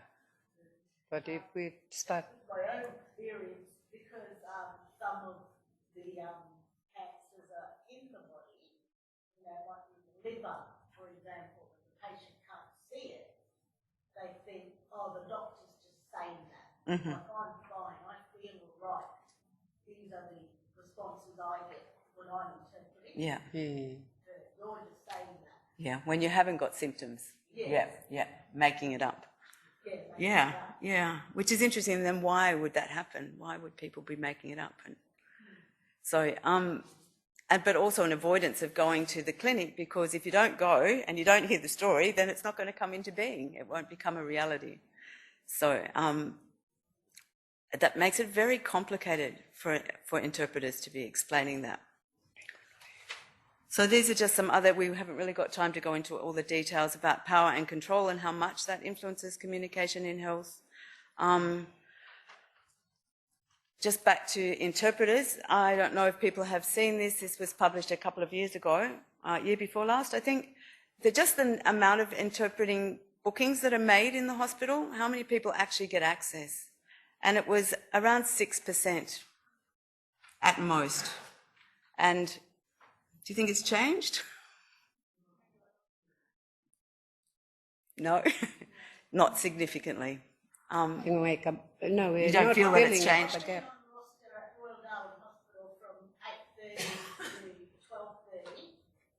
Monday to Friday, and there's 60 patients on the list that speak Yolngu, and one day I won't get a call from Anybody. health professional saying, well, we need you at Australia at the ward or wherever, but when I do my ward rounds, I actually go looking for the patient, and I say, I'm here if you need to find out anything, and then they utilise me when I actually make contact. But the staff have not initiated that contact. Is there a confusion with staff over the Aboriginal liaison? Oh, yes. Because I've only heard that there were Aboriginal liaisons, I don't know, which I assume would be. So we've got a whole story. We could keep going about why people are not using interpreters. Some of it's to do with attitudes, awareness, assumptions about people's English. So we can just flick through that quickly because we really need to stop, I think. Because we could keep going for a few hours yet on all these stories. Yeah, that's right. And we can't make people miss their morning tea. So these are some of the system level and structural barriers to using interpreters. But the individual barriers are also really important. So for any change to happen, we actually need to be addressing all of those barriers at the system level, but also at the individual level. And one of the most important things is training like that. So staff know how to work with interpreters, but we also have to be raising awareness that they need to do it, that it's actually people's right to have an interpreter. And it's really shifting the culture, because there seems to be a workplace culture of just accepting unethical practice as the norm, because it's always been done like that. Because it's relatively recent that the Aboriginal Interpreter Service, but still it's been around a while now, and it still hasn't become an integrated part of practice in health services anywhere. So I think we put this whole section we might leave. Will we do that? And do it next time.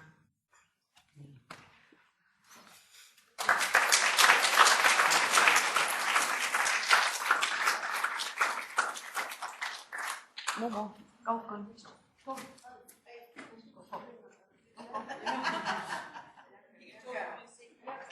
If anybody's got any questions for Lowurrpa, here she is. You can sit here if you like to. Do you want to do that? Does anybody have any questions at all? There's a couple of questions everywhere. I just want to make a comment. I'm a registered nurse. I still work at the hospital on a casual basis and then teach. First of all, I just want to thank you, for the insights, and the feedback, from the patient perspective. It is, disheartening, to see the comments, from health professionals. I, for one, I still advocate, from the academic, perspective, to say it's time, that we incorporated, cultural safety, with emphasis on communication as core units, especially, for nursing students. The fact that, Darwin is very, very, transit, does, pose a very Huge, risk because changing in the healthcare sector. Because, people come and go, and, competencies, in cultural safety and communication are lost along the way. Thank you. We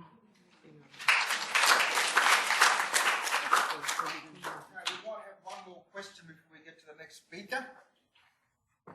Yeah? Hi, I just want to thank everybody who's spoken so far. I work in health in communities, so I don't actually work in the hospital. But we have quite a big team that go out and often have to speak with people around complex health issues and disability and stuff that's just so difficult to translate and to incorporate into other cultures when we're talking from white culture, I guess, and trying to incorporate that. And we work across the top end. And I guess today we brought that back to the forefront for me. I got stuck in the way I have worked for quite some time. And I guess I just want to push the fact that we would love to work with interpreters a lot more, but we find it quite difficult to access interpreters out in the community.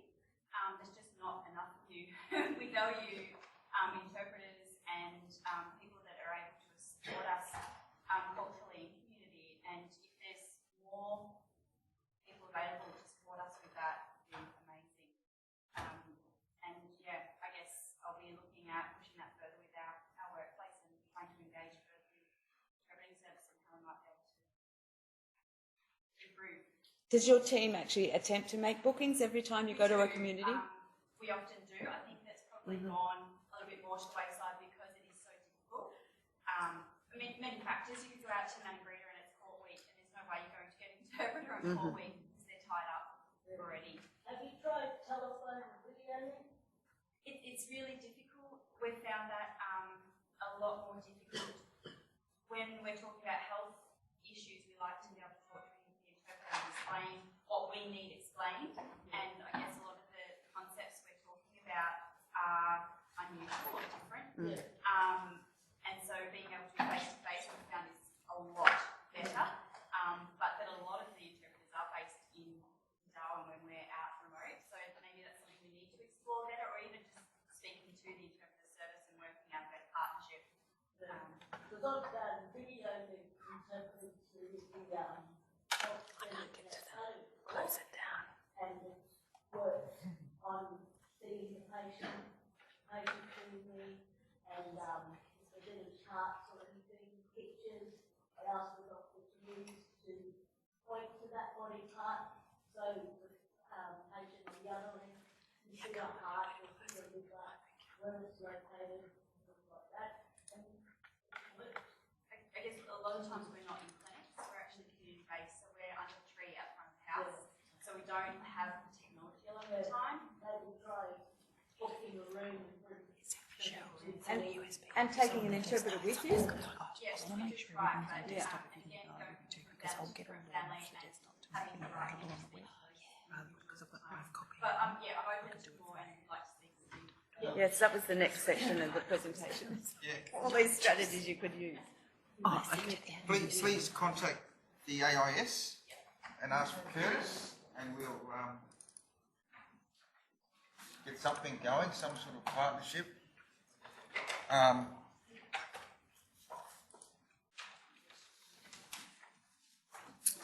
Okay, we're going to have one more presentation before we have morning tea, and morning tea is free, so please help yourself and enjoy it. The other thing I want to say, just based on the last presentation, is that there will be a conference early next year focusing on interpreting and health that the AIS will be organising, and that'll be a really good conference, so stay tuned to that. The next speakers are Dr. Janine Oldfield and Dr. Michele Willsher. and they're both from the Bachelor Institute, and they're going to be talking about resource allocation for bilingual education, and they've called it From Cyclone to Drought. That's true, Curtis, and the big boss and I had a discussion. We're going to push through the pain. We're going to try and take it to 11:10, so if you can bear with us, need to use the toilet, use the back doors. But that was an executive decision just made a few minutes ago. It's so interesting. We were originally going to have a 2-day symposium. We can see that we really need a 2-day symposium because every presentation's been fantastic so far. So bear with us, stay with us. We're nearly done for morning tea. Okay, the title. When I started searching for images and I brought up the cyclone, and I just got destruction. And that wasn't my meaning for this presentation. My meaning for using the word cyclone was about intense activity. Now we're shifting from the health sector, where we've just heard about, to education of the 1970s, the education sector in the Northern Territory. And that's what we're focusing on, the intense activity that happened in the 1970s in the area of bilingual education. And moving up until this present day. You can see the word drought there. Other people might use white anting. There are other terms that we could be describing, but let's stick to the title. First of all, Janine and I acknowledge the Larrakia owners and custodians of the land. I'm going to speak after Janine. My colleague Janine is going to take us through a little bit of a deep roller coaster ride for 10 minutes and put a political context on all of this. Thank you. Hello everyone, I'd like to acknowledge Larrakia people and country and my friends from Maningrida, Stanley and Joseph. Okay, now I just want to take us through a little trip through human rights and what it means to be bilingual, because that's going to make an impact on what I have to say later. So Australia is a signatory to a large number of human rights, including the rights of Indigenous peoples that guarantee Aboriginal and Torres Strait Islanders have the right to practice their language and culture, educate their children in their own language, and equality before the law and against discrimination. But as we can see today, none of these rights are actually adhered to, and this is because no country has an obligation to follow these rights. Australia is in a particular position at the moment as well. We have no Bill of Rights. We're the only Western democracy without a Human Rights Act. Or human rights protection. So we could easily have an intervention, again, like we did in 2008, where all the human rights for Indigenous people were taken away. So despite the fact that schooling is one of the fastest ways to ensure language loss, if not the fastest, and global research has proven that there are far higher cognitive, educational and linguistic gains from bilingual education, we barely have any Indigenous bilingual education left in the Territory. So I'm going to look at this issue of bilingual education. The next point I wanted to make was, what is bilingualism? Okay, when we talk about benefits of bilingualism, we actually talk about the ability in 2 languages, a very high ability to produce and receive language. So that means to speak and write and to listen and read. There's a number of theories that account for the great success of bilingual education. One is it's called the Common Underlying Proficiency. Okay, the other is threshold theory. The Common Underlying Proficiency theory means languages use the same neural processing pathway. So 1 or 5 languages will use the same parts of the brain. And so the deep development of a first language allows the potential to deeply develop a second. The second theory is the threshold theory. There are 3 thresholds: a low threshold for language, a medium and a high. Only in cases where there's balanced bilingualism, where there's proficiency in 2 languages, do we see the advantages of bilingualism emerge. So we have more complex neural pathways, we have higher cognition, we have higher language skills, we have high abilities in academic work. And in cases, so there's very complex neural pathways that are created. Balanced bilinguals have the high cognitive and linguistic skills and capabilities that allow them to reach year 12. The second level concerns the high level monolingualism. You can be extremely good in one language and have a little bit of a second. and you don't really see any advantages to that, but there's no disadvantages. The third level is the low threshold, where 2 languages are very poorly developed. For people with lower level abilities in a first language, it's almost impossible to gain a second. In Australian remote schools, because we're not really developing the first language, we don't see the development of standard English either. So we see the emergence of mixed languages, which develop maybe into Creoles later on, and a lack of development of a traditional Indigenous language and standard English. There's low development in both the home language and the target English language. The explanation for this is that learning through a second language often results in very superficial learning and cognition, and the frontal lobe of the brain remains undeveloped if a first language is not fully developed.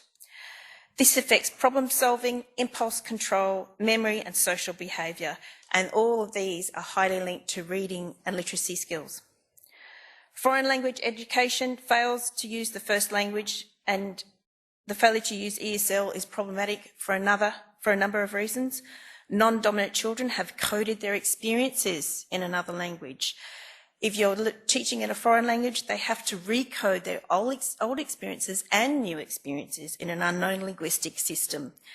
They may not have the cultural or social structures to support this, and this results in a huge cognitive load in terms of coding and decoding all the time, comparatively to a first language. So it also results in semantic deficiencies. And that's where children will fail to understand the meaning of words and fail, therefore, in being able to use them. So this means they can't reach their deeper levels of understanding, their deeper cognition. They're very stuck on superficial levels of technical skills of reading and writing. So that this is compounded by the lack of cultural relevance, which affects identity development in regards to academic language, where academic classroom culture is foreign. Since the student doesn't share the same ethnic background as the teacher or conceptual categories, this can undermine the student identity and result in racial trauma. The invisibility of the student in the classroom traumatises the student, and this therefore leads to behavioural problems later on or within the classroom. And they experience stress, anxiety and depression. As students go up to the grades, the increasing abstractness of the ideas that they're learning in the classroom requires a knowledge that can't be achieved because they're learning in a foreign language. So this is why foreign language learning in monolingual English education in remote communities is a human rights abuse. It actually ensures children can never reach their full potential. On top of this, the creation of alternative children's languages and social hierarchies means that children do not experience language socialisation through their community or their family. They don't acquire the social values and beliefs, may not acquire the social values and beliefs necessary to ensure social harmony and social responsibility. Okay, in contrast, hundreds and hundreds of research studies, including cognitive and meta-analyses, overwhelmingly support the benefit of bilingual education in terms of academic achievement, second language acquisition and well-being. Since, for a start, instruction in a first language validates that language in the classroom. So I estimate by year 12, many students will actually exceed the English language abilities of English language speakers if they're in a bilingual, well-structured bilingual program with ESL all the way to year 12. At the moment, we're seeing in overseas, in Hawaii, in bilingual programs, 100% year 12 matriculation in Hawaiian schools, where they're also learning in English, and 80% of these go to university. Same in Navajo in the USA, and there's very high results also for Maori in New Zealand.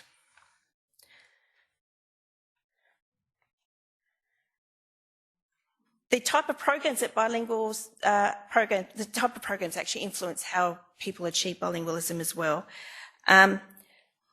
We have a negative subtractive bilingual education, where the main focus is on the acquisition of English and getting rid of the first language. This is known as transitional bilingual education, and this sort of became more frequent in the Northern Territory in the 1980s because of policy change. We also, even though it is a poorest form of bilingual education, it is still better than monolingual education. The other one is additive bilingual education, and that occurs where there's a focus on adding languages to student linguistic repertoires. So we're ensuring that the first language is maintained and fully developed. It's only these type of programs that will lead to the cognitive, academic and wellbeing benefits outlined above for balanced bilinguals. While policy may focus on subtractive or additive bilingual education, the policy on the ground can have quite diverse manifestations. So you could have bilingualism as a policy, but it's actually not occurring in the school because the school teachers and principals aren't actually doing it. So it depends on how it's actually implemented. So the next one is, why so little bilingual education? This is a result of ideologies. One of the major ideologies that we're experiencing is neoliberal globalisation, where we have business models that are being employed in traditionally non-business areas such as health and education. This ideology results in reduced collectivism and collective rights. Okay, we see a big reduction in unionism as a consequence, and doesn't account for structural institutional qualities. These are rather framed as consumer choice. So it's the choice of the parents and the students to have failure in schools. The desire for the nation state to retain its legitimacy is also another important ideology. So we are a colony, and we have, we keep canvassing that as not existing. Okay, we actually have to come to terms with the fact that we are an invasive power. And one of the ways of legitimising the actual current government is through cultural and linguistic congruity. So the same language and the same culture. And so there's all these, constantly an attempt to assimilate others that are different.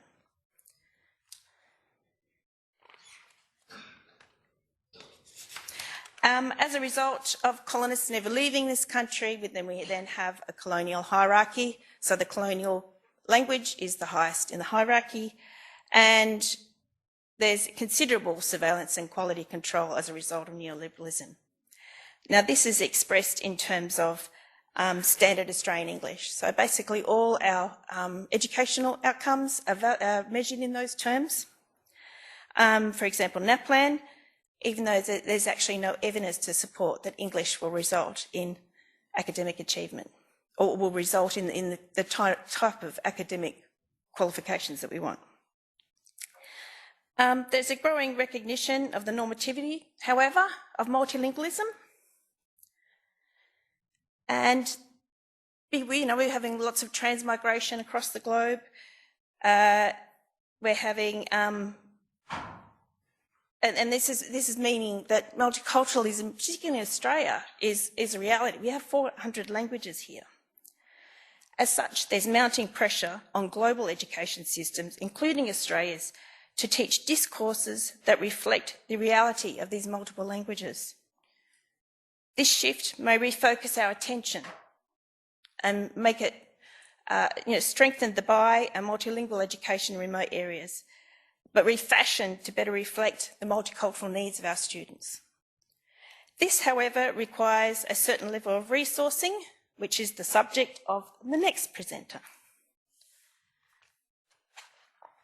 Yeah, I am the next and the last, okay? For about another 6 more minutes. Okay, I'm taking you back to 1972. And to my younger students, I'd be having to explain who Gough Whitlam was, but hands up if you know, have ever heard of Gough Whitlam. Okay, all right, we're good. Okay, so 1972, the announcement is made, but as Steve Swartz alluded to earlier in the first presentation, there was a lot of work done before 1972 by Aboriginal people and by non-Aboriginal people, by the SAL linguists, by other linguists around the territory and around Australia.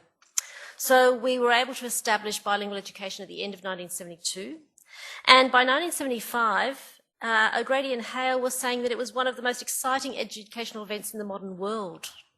So in 3 years, the intensity of the activity, people got on with it and started working to create a new dynamic, explosive model of education that all the children could relate to.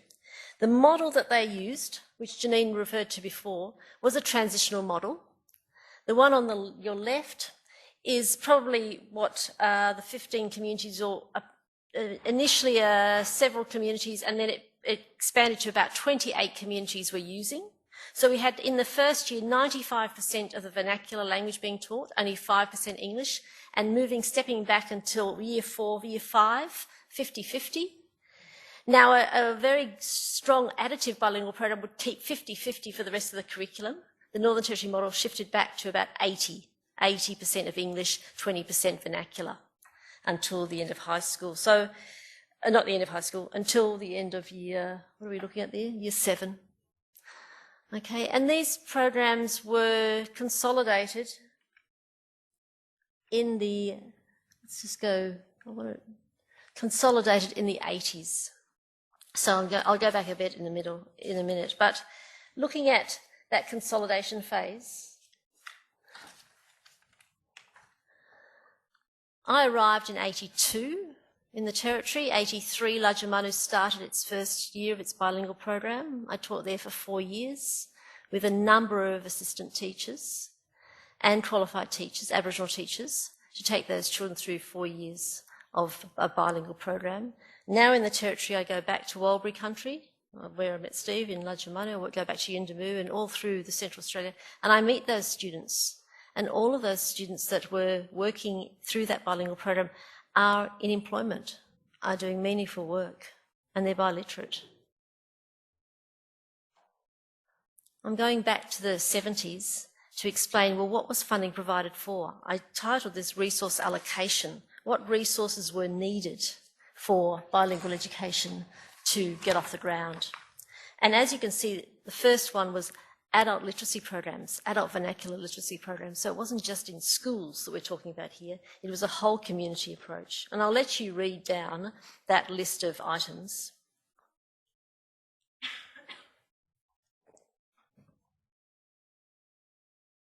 And I suppose this list could be used as a heuristic device for people who are looking at bilingual education today.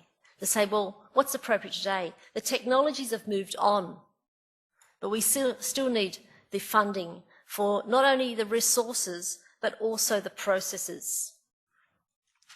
And the processes that were appropriate for the implementation of bilingual education were 2 key ones. It was a team teaching approach and a both ways approach. And I don't know how many of you have heard of Beth Graham, Stephen Harris. Beth Graham's work, a number of seminars and in-services that she put teachers through again and again until she finally published her book in 1988 on team teaching. Just look at that quote by her. I always refer to them as Aboriginal teachers. I think the department has just changed the term from assistant teachers to teaching assistants. Where's the adjective, where's the noun in that one? We always worked with Aboriginal teachers. We knew they had the knowledge and we knew they had understandings we didn't have. And as a first-year out student from Sydney University off the plane in Lawurrpa in 1983, I walked into a school and they said to me, you're going to be teaching the transition class. You know, the last one off the plane, as it often is, gets the class that nobody else wants. And I nearly got back on that plane too because I thought, am I supposed to teach in Wallaby? And then suddenly someone sat down and said, no, you teach the English. And the Aboriginal teachers taught me how to work in the system. I was very lucky. Not everybody has that experience. So I'm going back 37 years. I know there are people in this audience today who have been here for 47 years when bilingual education commenced here. Those are the people you could be asking in the morning tea about their experiences. Okay, and also Stephen Harris also called this book that Beth Graham put together a highly political book. You can see why. There was this issue of power and control there. These are the requirements for effective team teaching. I don't have time to go into that now. As you all know, we're going to stop in a couple of minutes. But the references are in the back, and anybody who wants to talk about this in the future, email us. We're willing to talk about it. We ran seminars last year on team teaching. It's a new world. It's a new stage. You don't team teach. You don't plan on butcher's paper anymore. You plan on your computer at home at night and get ready for the next day. There's no common wall in the classroom for both of you to look at and know who's doing what in the team room. So, yeah, it's a different world. But still elements of that world can be taken into the world today and adapted. I recommend anybody interested in this topic to look at the Devlin and Disbray edited book on the history of bilingual education in the Northern Territory. A number of chapters, many chapters that I've drawn on to present these slides today. Devlin talks about these phases, the depletion and compromise phase from 1998 to 2008. I think Christine Nichols calls it the phase of death by 1,000 cuts. Somebody used that word this morning in the news about something else happening. So the drought starts. The 1990s, 20 bilingual programs were closed. The 2008 announcement that there would be 4 hours of English every day, every morning. Some schools did it, some schools didn't. Some schools managed to do it and not say, and others didn't. By 2016, only 8 notional bilingual schools left in the Territory. 2017, there's a bit of a glimmer of hope up there. The department has put together a new NT, Indigenous Languages and Cultures curriculum and strategy and some supporting documents. And bilingual education is one of those programs, one of 5 or 6 different programs that you can put into schools. But we are arguing today that it's bilingual education, education in the child's mother tongue, in the home language, which is what we're asking for. So what processes and resources are needed to allow children to learn about a language? Because we're often talking this year about learning language, but we're talking about resources to learn in your language. So going back to that transitional model of 95% of the first year transition program will be in the vernacular, all subjects being taught. Learning PE, art, history, geography, social science, mathematics. And mathematics is interesting because of different cultural strengths and weaknesses. I remember looking at the Rigby moving into maths program in 1983 and taking the space strand because that was the strand that Aboriginal people were very strong at, and relationships. And every child in my class knew where north, south, east, west was, and I'd say, where are you going? And they'd go, I'm going south. I go, yep, okay, right. I got used to that way of talking and positioning the world. We taught space in the vernacular in that first couple of years. And then we moved into English. So all I'm talking about is developing resources to learn in a language. The final key message is that there's no one size will fit all. Every community, as we know, as people who come from communities knows, everyone's grappling with different complex issues. Some communities are monolingual, some have many languages, there's political questions to ask, the communities need space and time to make these decisions, and those were the processes that were in place in the 1970s and 1980s when things were happening. Stop there. I just would like to say a final last word, and this talk today is dedicated to those Aboriginal teachers that have been working in schools, and I know some of them are still working in schools 47 years on, seeing new teachers come and go, still working with their community to try and help their children learn in their language. Thanks very much.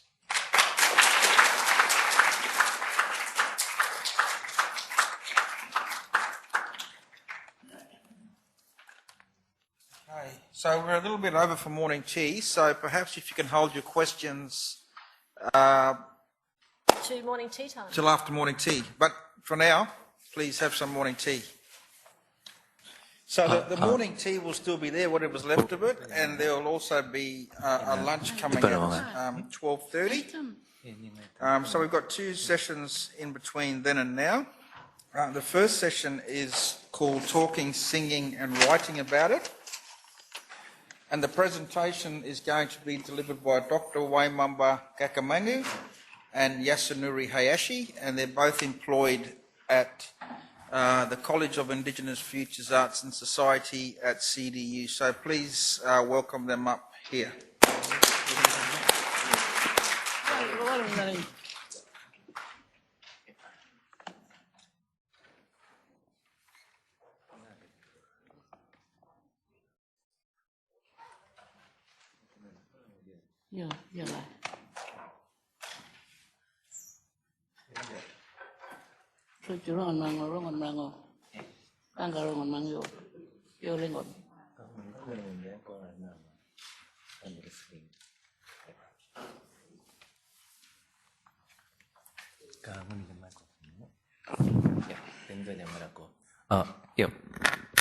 Yo, ngamaka,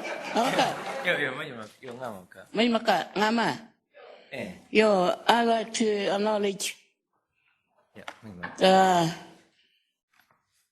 Larrakia people of this region for the past, present, and the new generation.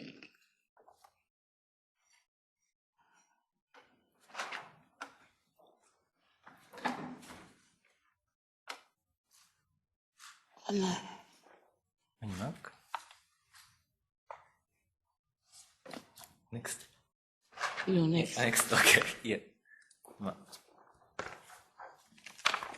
So now just to have little idea of where I come from, a place called Millingandi in one of the Northeast Arnhem community. That's where I grew up, born and grew up, and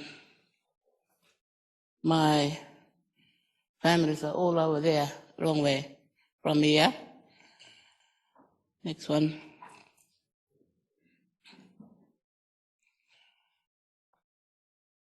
That's my father, Jawa Gaykamaŋu, and he was the leader of the Daygurgoro Kopapingo ceremony leader and elder of that tribe.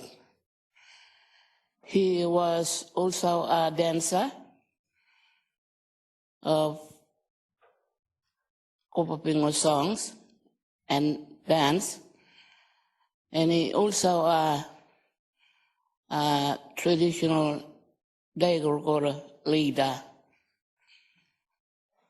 who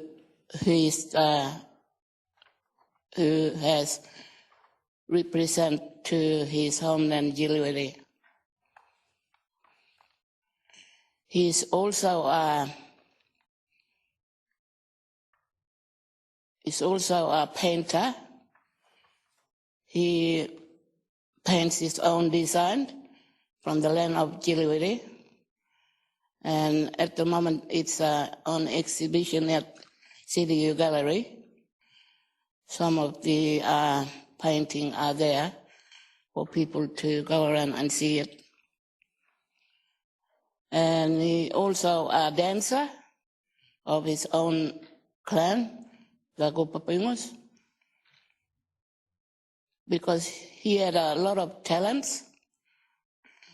And one of the talents was when the first people came to Arnhem Land was the Macassans from Indonesia, and they come looking for tree banks when they used to gather, and they used to sail back. And the second people that came to Arnhem Land was the Balanders, the white people, Balanda. And they came to Millingandi without knowing the language and communication between Yolngu and Balanda. There was a difficult understanding of each other. So my father, Jawa, started communicating with the Balanders. And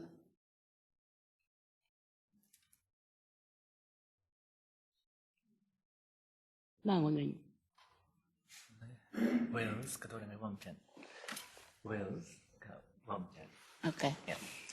The first missionary that he worked with was the Reverend Edgar Wells, one of the missionaries that was the minister for the church.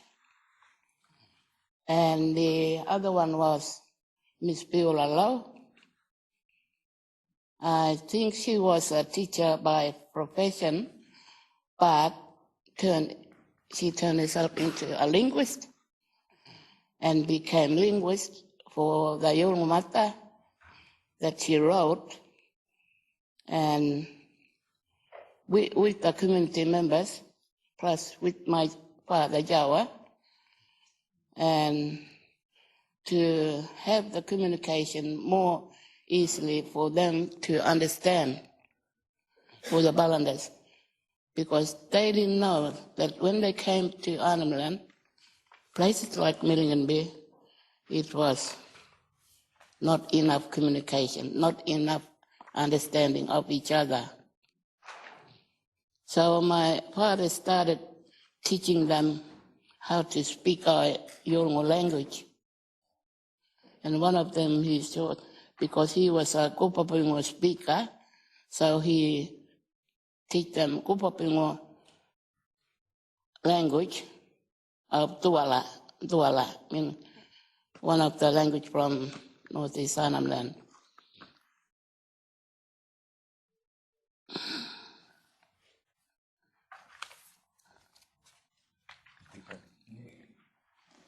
Next one, Tumanji.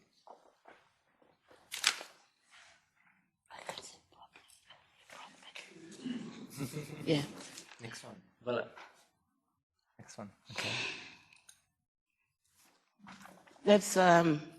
That's a stained glass window at Milngimbi Church, where the Yolngu has given out, and they made it into a window within the church, so people can know. The designs are all for Yolngu, all different clan nations, where they have given their work to show that through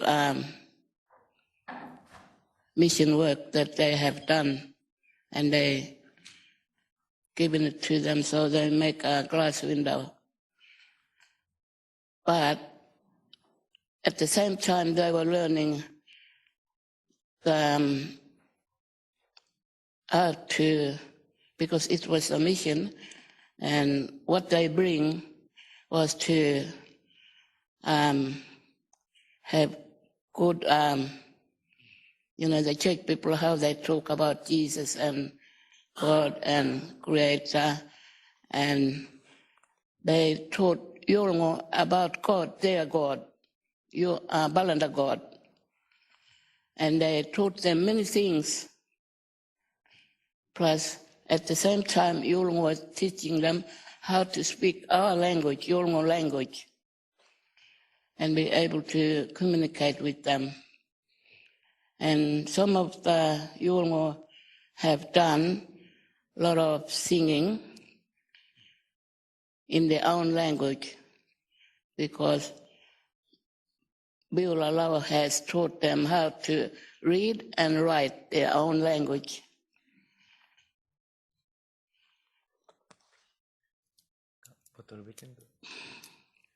Yeah. And this is some of the one of the songs that the Yolngu wrote themselves with the help of Bilingual.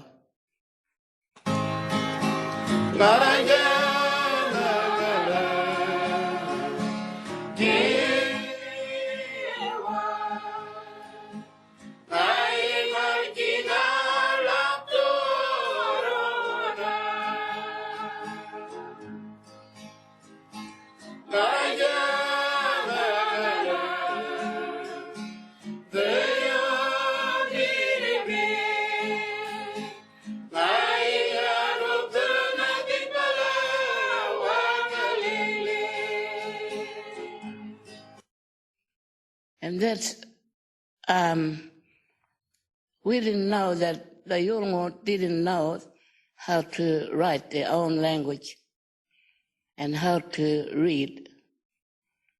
But with the help of Bilingual and some of the missionaries, we can now write and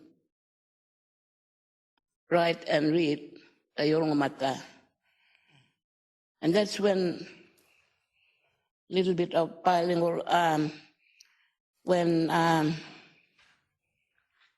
Bilingual and the others started to write a lot of books and texts and sounds. Sorry.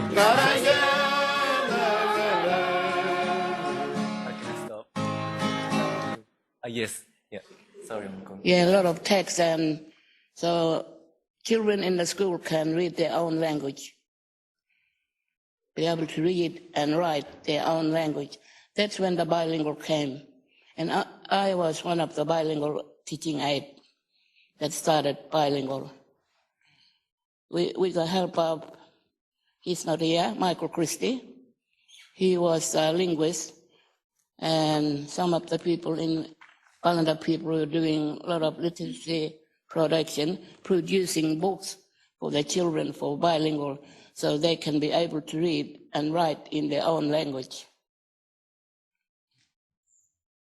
So it will give them great pleasure and be able to identify themselves as a Yolngu,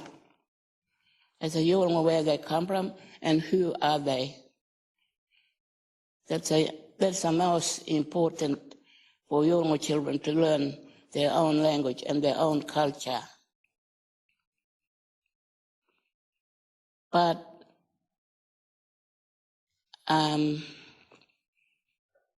we can do anything like that singing.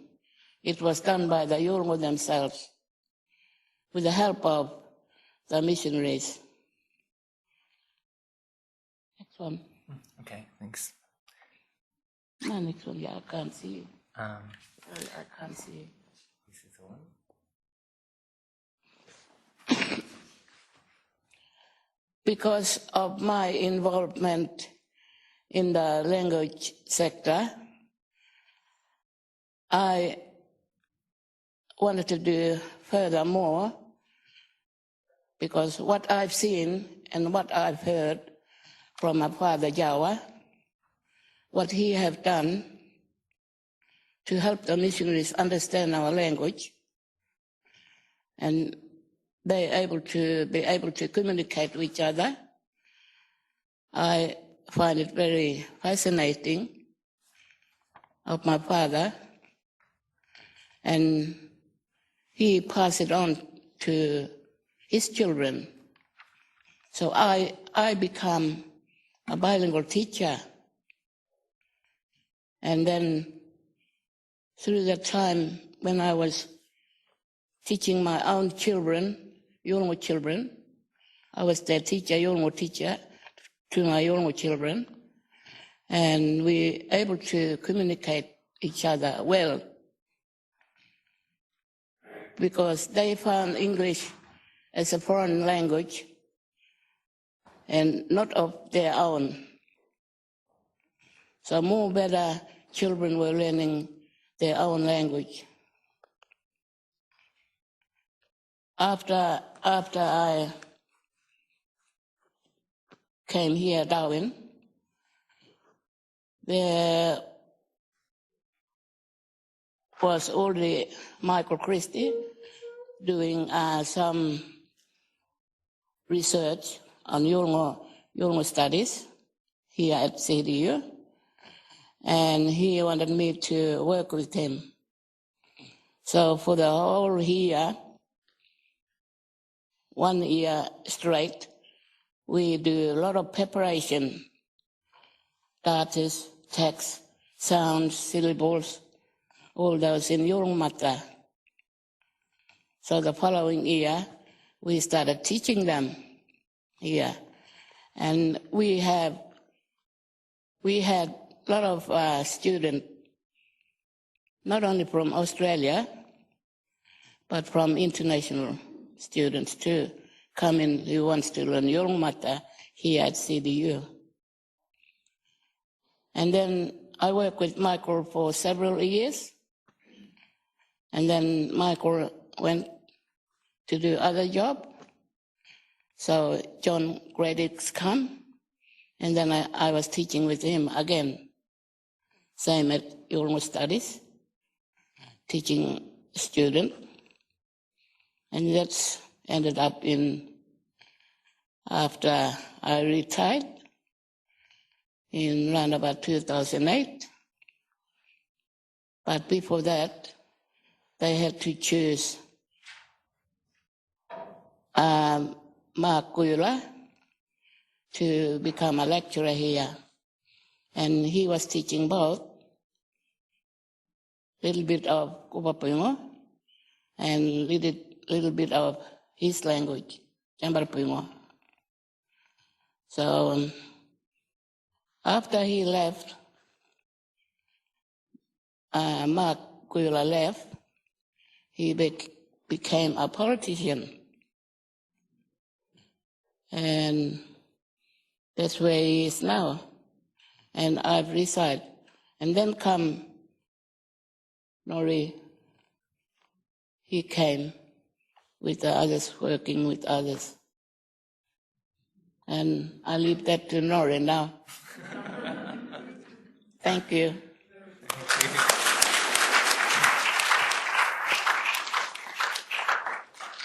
Thank you, Miko, such a beautiful story. So, as we all know, Mark Guila in English is now a member of Legislative Assembly for Northern Nuremberg Electorate, and probably someone has presented this morning, but he spoke in his language Jambaraping at Parliament the other day. And also John Gretrek, he moved on as well. He's now teaching at Maple School, one of the homeland, Arafura Swamp, as a full-time teacher. So it is such an honor for me to be appointed and still working with Yorongo. So such a great legacy and beautiful legacy from my Muko Papa, Waymamba's father, Jawa, passed on all the knowledge through the working together with a missionary linguist and his father, and through her and her colleagues. And so now I'm not really working by myself because I'm not really coordinating Yorongo studies, but I'm trying to coordinating the course together with Yorongo lecturers and researchers. So since 2015, I'm working with my sister in a photo there. Then as a co-coordinator of Yorongo Studies program at CDU, and also I'm still a learner of Yorongo languages and culture. So my obligation is to seriously commit myself to learn ways in which Yorongo knowledge authorities negotiate their knowledge, and including the language knowledge as well, and how they make decisions. And the next slide. So the diagram you can see in the middle of the screen is kind of one of the visual representation of how the Yorongo knowledge governance and its practice. I didn't make up by myself. It's prepared by Ingi Guila. And as he often sort of put forward his opinion on a lot of social media, including Parliament, he always says Yorongo knowledge always has to be negotiated on the platform of but it's so difficult to translate into English because Yorongo just practice and do keep negotiating with the knowledge upon this knowledge platform. So through this knowledge governance, Yorongo carefully and collectively own and cared and negotiate and enacted their knowledge, including the languages from East Arnhem Land. So my job as a co-coordinator of the course is how well and how respectfully and how properly I can make this sort of knowledge-making practice happening in the university and Yorongo studies, and also College of Indigenous Futures and Indigenous Futures of Arts and Society. Yes.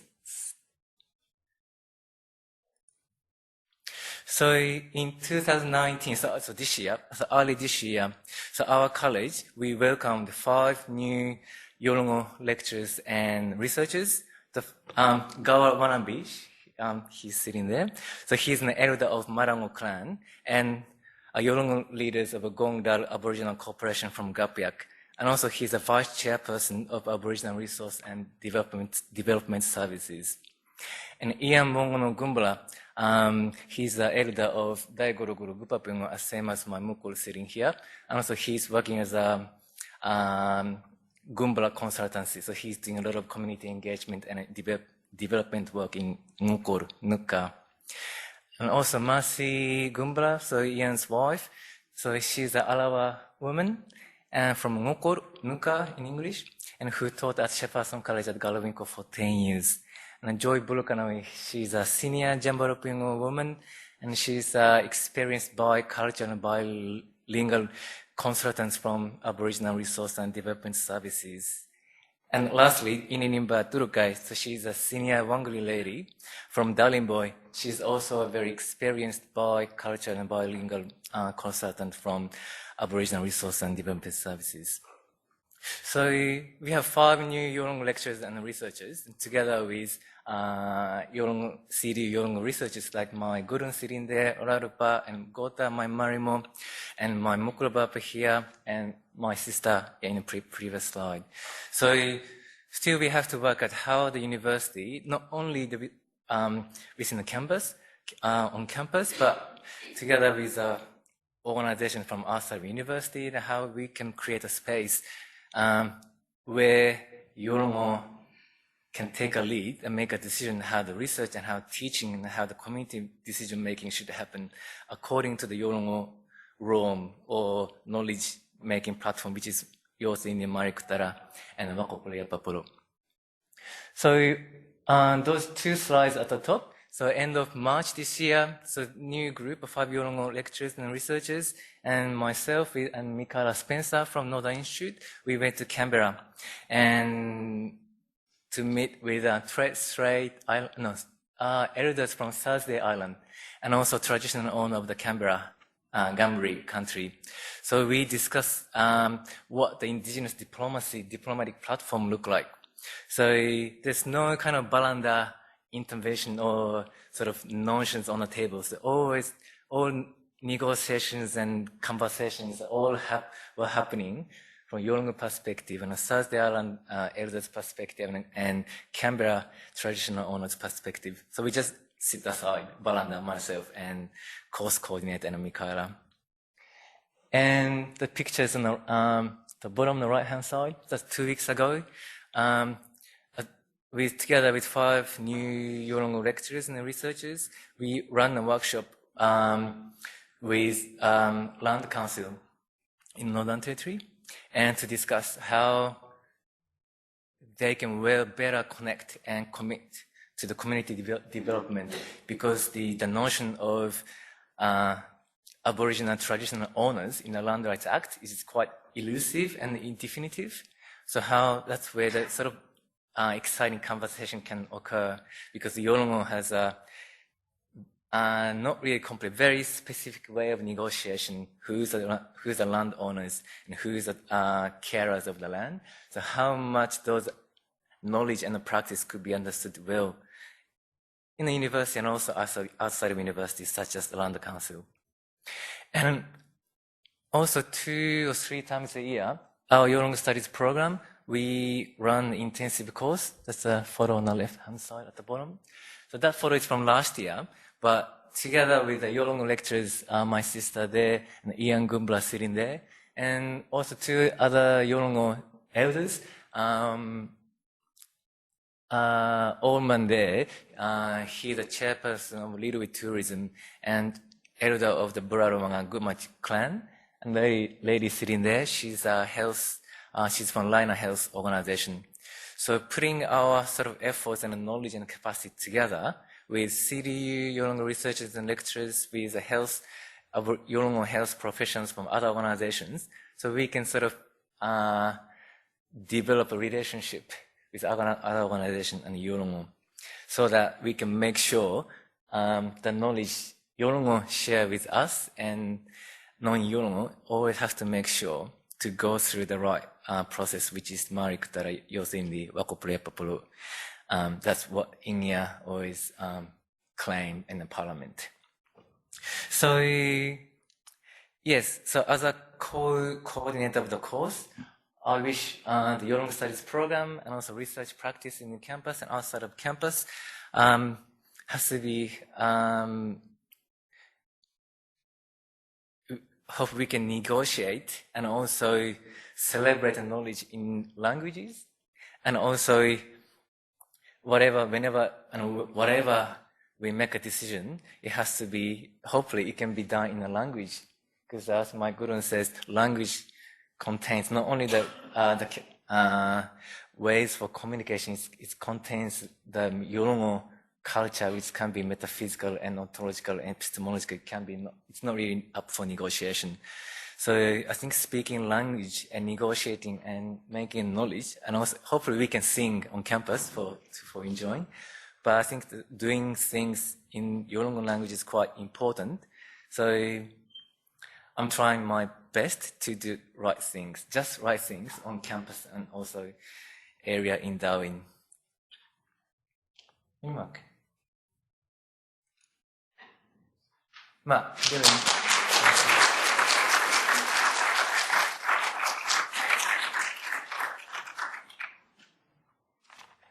Does anybody have any questions? We've got time for a couple of questions. All right, thank you, Nori and Dr. Gaykamaŋu. So Cathy Bow, the presenters that just keep coming. This is Cathy Bow is a fantastic presenter, and she's going to be talking about digital technologies for supporting Indigenous language work. So let's welcome Cathy. Thank you.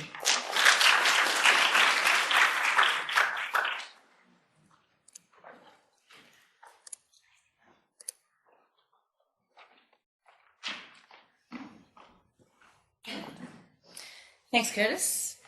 And I'd like to add my acknowledgement to the Larrakia people and the elders past, present and emerging for the welcome to country today, and also want to acknowledge the Bininj peoples of West Arnhem Land who've contributed a great deal to some of the work I'll be presenting this morning. So in this presentation I want to talk about 3 projects based here at CDU which are using technologies to support Indigenous language work. And that's digital technologies are often used in the work of transmitting, maintaining, preserving, revitalising and sharing Indigenous language materials and practices. And this year, the UN International Year of Indigenous Languages is a great opportunity to have these conversations, to ask the questions about the impact of technologies on these languages. So the background to the first project we've already heard a little bit about from Michele and Janine. It comes from the era of bilingual education in the Northern Territory from the mid-1970s, where Indigenous children in certain remote communities had the opportunity to learn to read and write in their first language.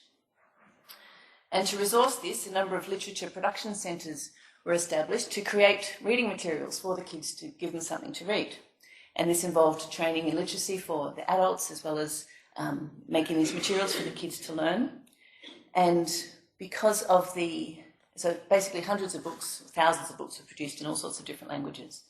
But because of the changes in the education policy, which were referred to earlier, the bilingual programs have mostly finished, leaving a lot of the materials not very well looked after in some places, and there was no means of collecting them or preserving them. So concern for the fate of these materials led to the development of the Living Archive of Aboriginal Languages. We got funding from the Australian Research Council to do this work, and it was a partnership between CDU and ANU with the support of the Northern Territory Department of Education, and it was under their auspices that these books were created, and they ran the bilingual program, so it was appropriate for them to be involved. And then the second round of funding, we added partners from Bachelor Institute, Northern Territory Library and Catholic Education who were already working in that space.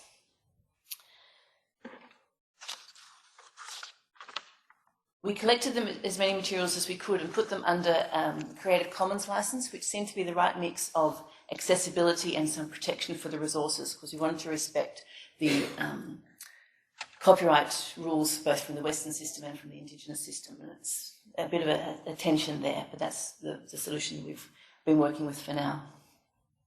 So the contents of the collection are quite varied.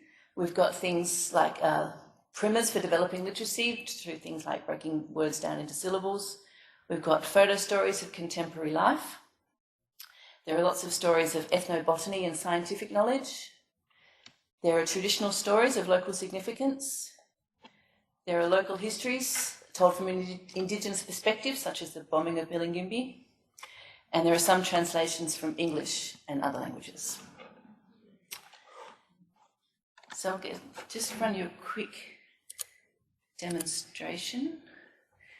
All the materials are stored on the Charles Darwin University Library digital repository, and we've made a web interface to make it a bit more accessible, so you don't have to navigate through a very technical catalogue, but make it very visual, so you don't need high literacy to be able to find the materials. We've got over 3,500 books in there currently. We've got about another 1,500 that aren't yet publicly available because we're still negotiating with the moral rights holders for those materials. We want to make sure that people whose material is in those books or who wrote and illustrated them had the right to say, yes, it's okay for those books to be up there, and we're still finding some of those people. We've got books in 50 languages from 40 locations around the Northern Territory. They've all been digitised into PDF form for presentation, and they've been through optical character recognition to create text files so you can read them without the pictures and use those texts for other things. And we've also got the high resolution TIFF files for preservation as well. Got a little bit of audio and video on there, not as much as we would like, but we didn't have the resources to make that possible. And we've developed an app, a reader app for accessing materials when you don't have access to the internet, so you can use that on mobile devices. And the project has a social media profile. We use Facebook and Twitter to share information about the project and about other Indigenous languages issues. So all those materials are open access. You're welcome to have a look. You don't need a password or a login to access them, and I'd encourage you to have a look when you get a chance.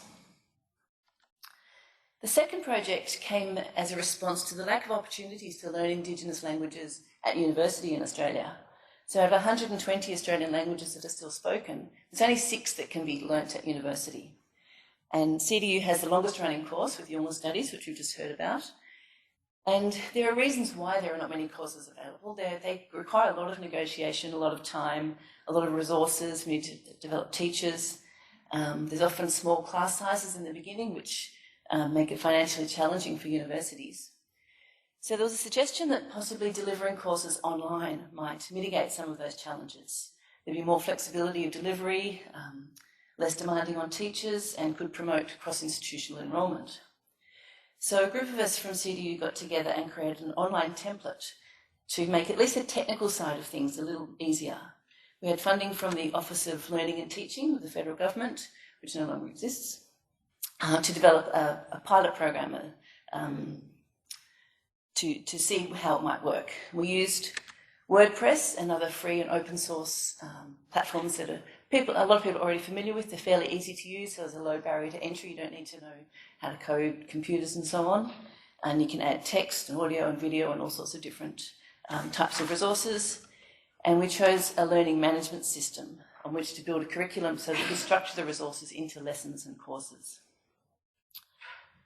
And WordPress has the benefit of having a lot of different plugins to allow all sorts of additional functionality. So we added a plugin to create forums for interaction between students, create quizzes for assessment, and we made a glossary of linguistic terms. So when things are explained, you can just click on a hyperlink and find the definition of verb or whatever the term might be. And some of these things we designed so they could be shared with other groups. So any other group wanting to share their language online doesn't have to write these kind of things themselves. So as well as the glossary of linguistic terms, we also did a unit, sort of a background unit on Aboriginal languages, and that's something that everyone can share and adapt to their own local purposes. So we want people to be able to not spend all their time on the technical side and that background stuff, but focus on adding their own local content. So WordPress is very customizable, so the websites can all look different. And we've been working with the Wallaby Language Centre in North Coast, New South Wales, who were interested in teaching language online. They have got Gumbaynggirr courses that are taught locally, and they've got resources and classes and things. But there's a diaspora of Gumbaynggirr people who wanted to access these resources from Sydney or wherever else they were. So the Language Centre there has been using our digital language shell to teach Gumbaynggirr. They've developed 4 units using the resources they had and creating some new ones. And they're using that as a model for other languages that they teach through Wallaby. So the shell has the potential for any group. So this isn't for a university course, but it can be used for any sort of context. That's the flexibility of WordPress. And at the Pulima conference in Darwin in a couple of months, I'll be doing a workshop on how to create your own online language course using the digital language shell. and see if other people are interested in doing this kind of thing for their own unique context. So the third project was basically an implementation of the digital language shell in collaboration with the Bilingual language project. So Bilingual is a family of languages spoken in West Island Land. There's about 2,000 speakers of the various varieties of Bilingual. So it's still quite a strong speech community where children grow up speaking language and it's spoken across all generations. It's also in West Island Land, obviously, sites of environmental, scientific and cultural significance, including Kakadu National Park. So there's a lot of interest in that area, a lot of work going on in all sorts of different domains. And it's quite well resourced compared to other Australian languages. There's some grammars, some learning materials and reading and so on. We've been working with the Language Committee to develop an online course to teach Gaykamaŋu language and culture. Gaykamaŋu is one of the Bilingual languages that's probably the most well-resourced of all of them and the most widely spoken. So in 2016, we put together a pilot course. We developed 4 units, basically as a proof of concept. What can we put on this shell that will teach people a bit of language? We co-designed it with the Language Committee, and we started with the question of what should non-Indigenous people learn when they come to community? So we focused on things like identity, how to introduce yourself and situate yourself in the social context, talking about family and kinship, some basic grammar, sentence construction. And the 4th unit was focused on staying safe and showing respect to people and to country. So we had a whole lot of resources already available. So the Living Archive of Aboriginal Languages, we had over 100 readers that were created for a short-lived bilingual program there in the 1970s, and they'd been digitised and put on the archive. We're able to use those for examples of grammar and to give reading practice to the students. We got some of the Language Committee members to record the stories so you could hear them as well. We also created some new resources, such as taking videos of the Language Committee members talking about particular topics. So this is someone introducing themselves. And we could use those to draw. We built the grammar lessons around the type of information that came out of those resources. So the 2016 pilot, we did a call out for expressions of interest for volunteer learners to be involved, to test it out with us, and we had over 150 people wanting to be involved, which was very encouraging. The success of the pilot course led to a request from ANU to develop it into a full university semester course. And we had support from the Centre of Excellence for the Dynamics of Language, who funded a research assistant to help us expand from 4 units to 12 units. So that meant creating a whole lot more resources, adding assessment tasks, those kind of things. And it also brought together a few things. So there'd been work on a dictionary going on for many years that the linguist Murray Gard has been working on for probably 20 years now, that's never quite finished, never quite gets to publication stage. But because of this course, we actually worked on a draft version of it and created an online dictionary that the students could use. And that's now available and people are using it quite a lot. So expanding from 4 units to 12 in collaboration with the Language Centre Language Committee, we took those first 4 units that we'd done in the pilot and spread them out a little bit wider. We added an introductory section on Indigenous languages in general.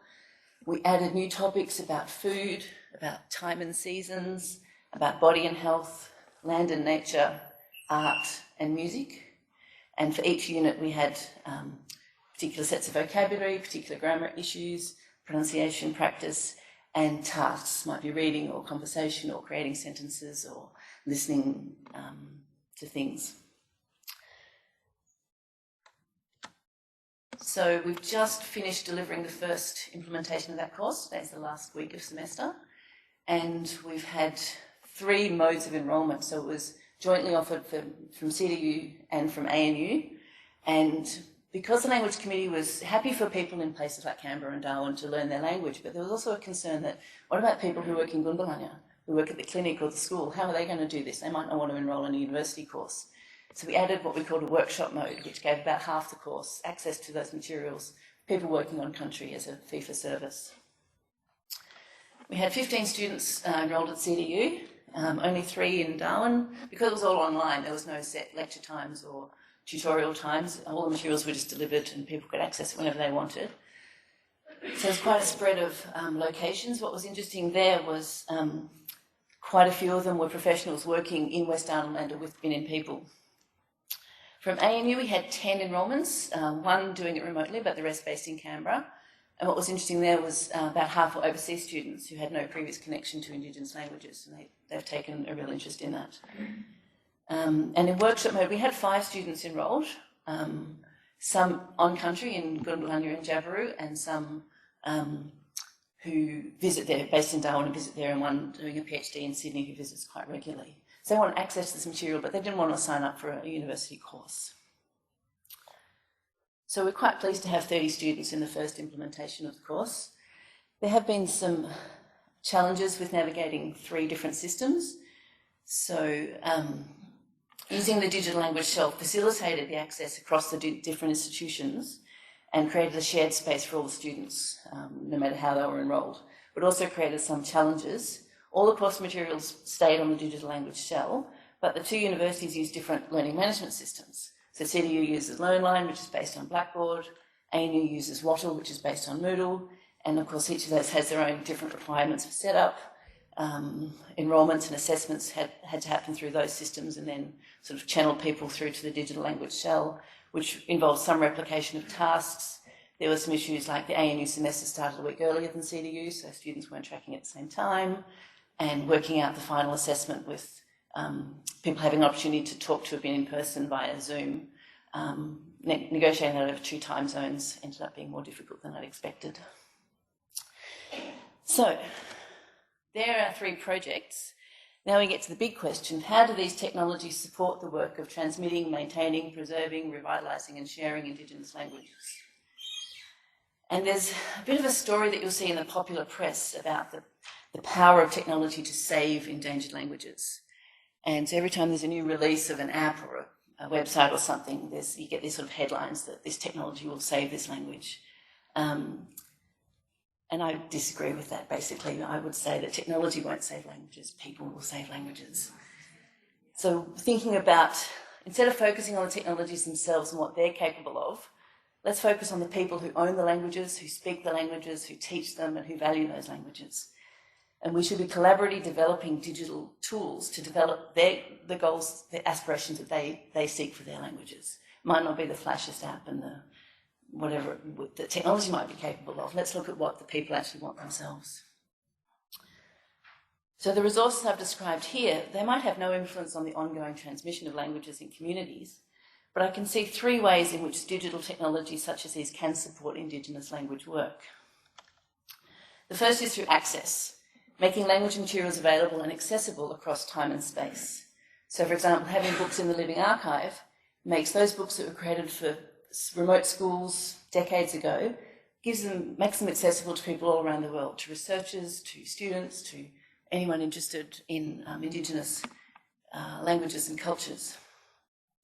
Having a digital language shell as a template for language groups to share the language and culture online gives access to that kind of technology without requiring a web developer or thousands of dollars to invest in a particular learning management system. The other side of access, of course, is there are some restrictions. Indigenous languages are very much place-based and owned, and so not everything should be available just because the technology allows that to happen. So negotiating that respectful engagement with those materials and acknowledging the Indigenous cultural and intellectual property regimes is very important. The second way I think digital tools can help is through connection. So connecting people with language practices and resources. So, for example, the Bilingual course allows interested students in Canberra or public servants to be able to connect with speakers of Bilingual languages and engage in conversation with them. The digital language shell enables people from the Gumbaynggirr diaspora to connect with their language online. The Living Archive allows teachers in urban centres to engage with authentic materials produced by and for Indigenous students that can be used across the Australian curriculum.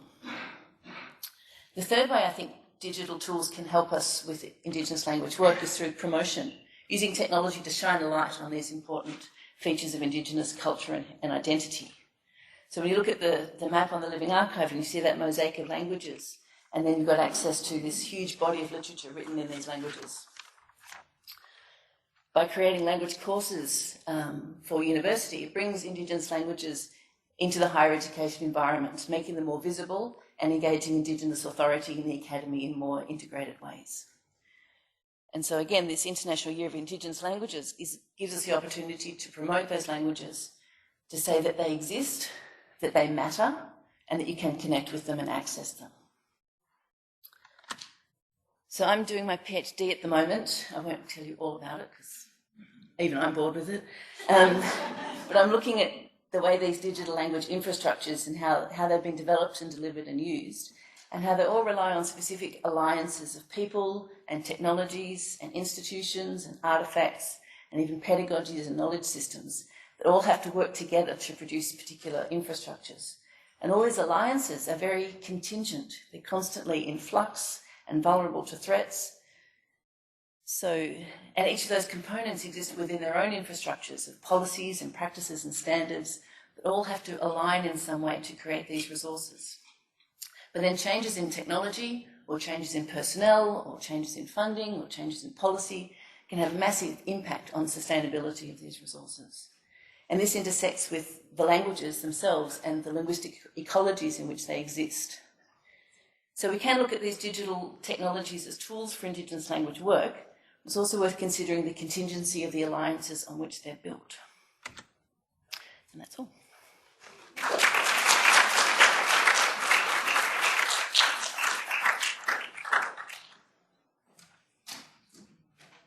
was fantastic, Cathy. Does anybody have any questions for Cathy? Any questions? I was at the one of them, the NT library, and it has some what they call their treasures. Oh yes. And I was at one of their exhibitions the other day, and they showed some of those small books. Yes. And they said they're really treasured because there's not many of them around anymore. They're the ones we've collected and digitised and made them available. And even in some of the communities where they were produced, they're not even available anymore. They might be stuck in a shed, or in one place they were all taken to the tip. So yeah, there are some hard copies around in places like NT Library, but now they're available online as well. Yeah. To the best of your knowledge, do you know that customizable language shell has been used in early or primary education context? Not that I know of, but I can see how it could easily be used for that. You can do pretty much anything with the WordPress site. It's really a way of collecting materials and then the way you display it. What we did with the shell was make it, there's all these resources for Bilingual, but there was nothing that sort of took you from knowing nothing to working through from beginner's level to be able to have a conversation. So it's really about the way you structure it. And WordPress and all its different tools can give you all sorts of opportunities and possibilities to do that. Cathy, I'm wondering whether, the flip side of the coin for education is the teaching of English as a digital language. Yes. Whether we'd be able to get funding to use the shell to create one for English so that remote students could access this teaching device. Absolutely. Crying out for English and to use a linguistics approach to it. So maybe that's something that people are interested in, we could talk about. We've got the president of the NT TESOL Association here, I know in the audience, and we'd be more than happy to talk about this collaborative venture. Yeah, I think that could be really good because I think you're right. And we're already seeing today that the value of English, it may not be people's first language, but you need it to survive in the world. And so how can we help people to develop those skills that they want to develop to function in those domains? Good. Yes? You said that your language shell is amazing. Has that been used for other languages already? Gumbayngi is the only one currently that I know of. I'm having a chat with some people working on another language in another region. There's another group working on something. They're actually going with Moodle in the end, but they kind of looked at us and thought, we want to do something like that. The tool itself is not the thing. I mean, we just threw together some WordPress things with some plugins, but it's sort of proof of concept that you can do it. So yeah, I'm looking at some other groups and possibly at the Pulima conference there'll be other people interested and I might see what comes out of that. Okay. It's lunchtime. That came around pretty quick. After morning tickets. Thanks, Cathy, for that.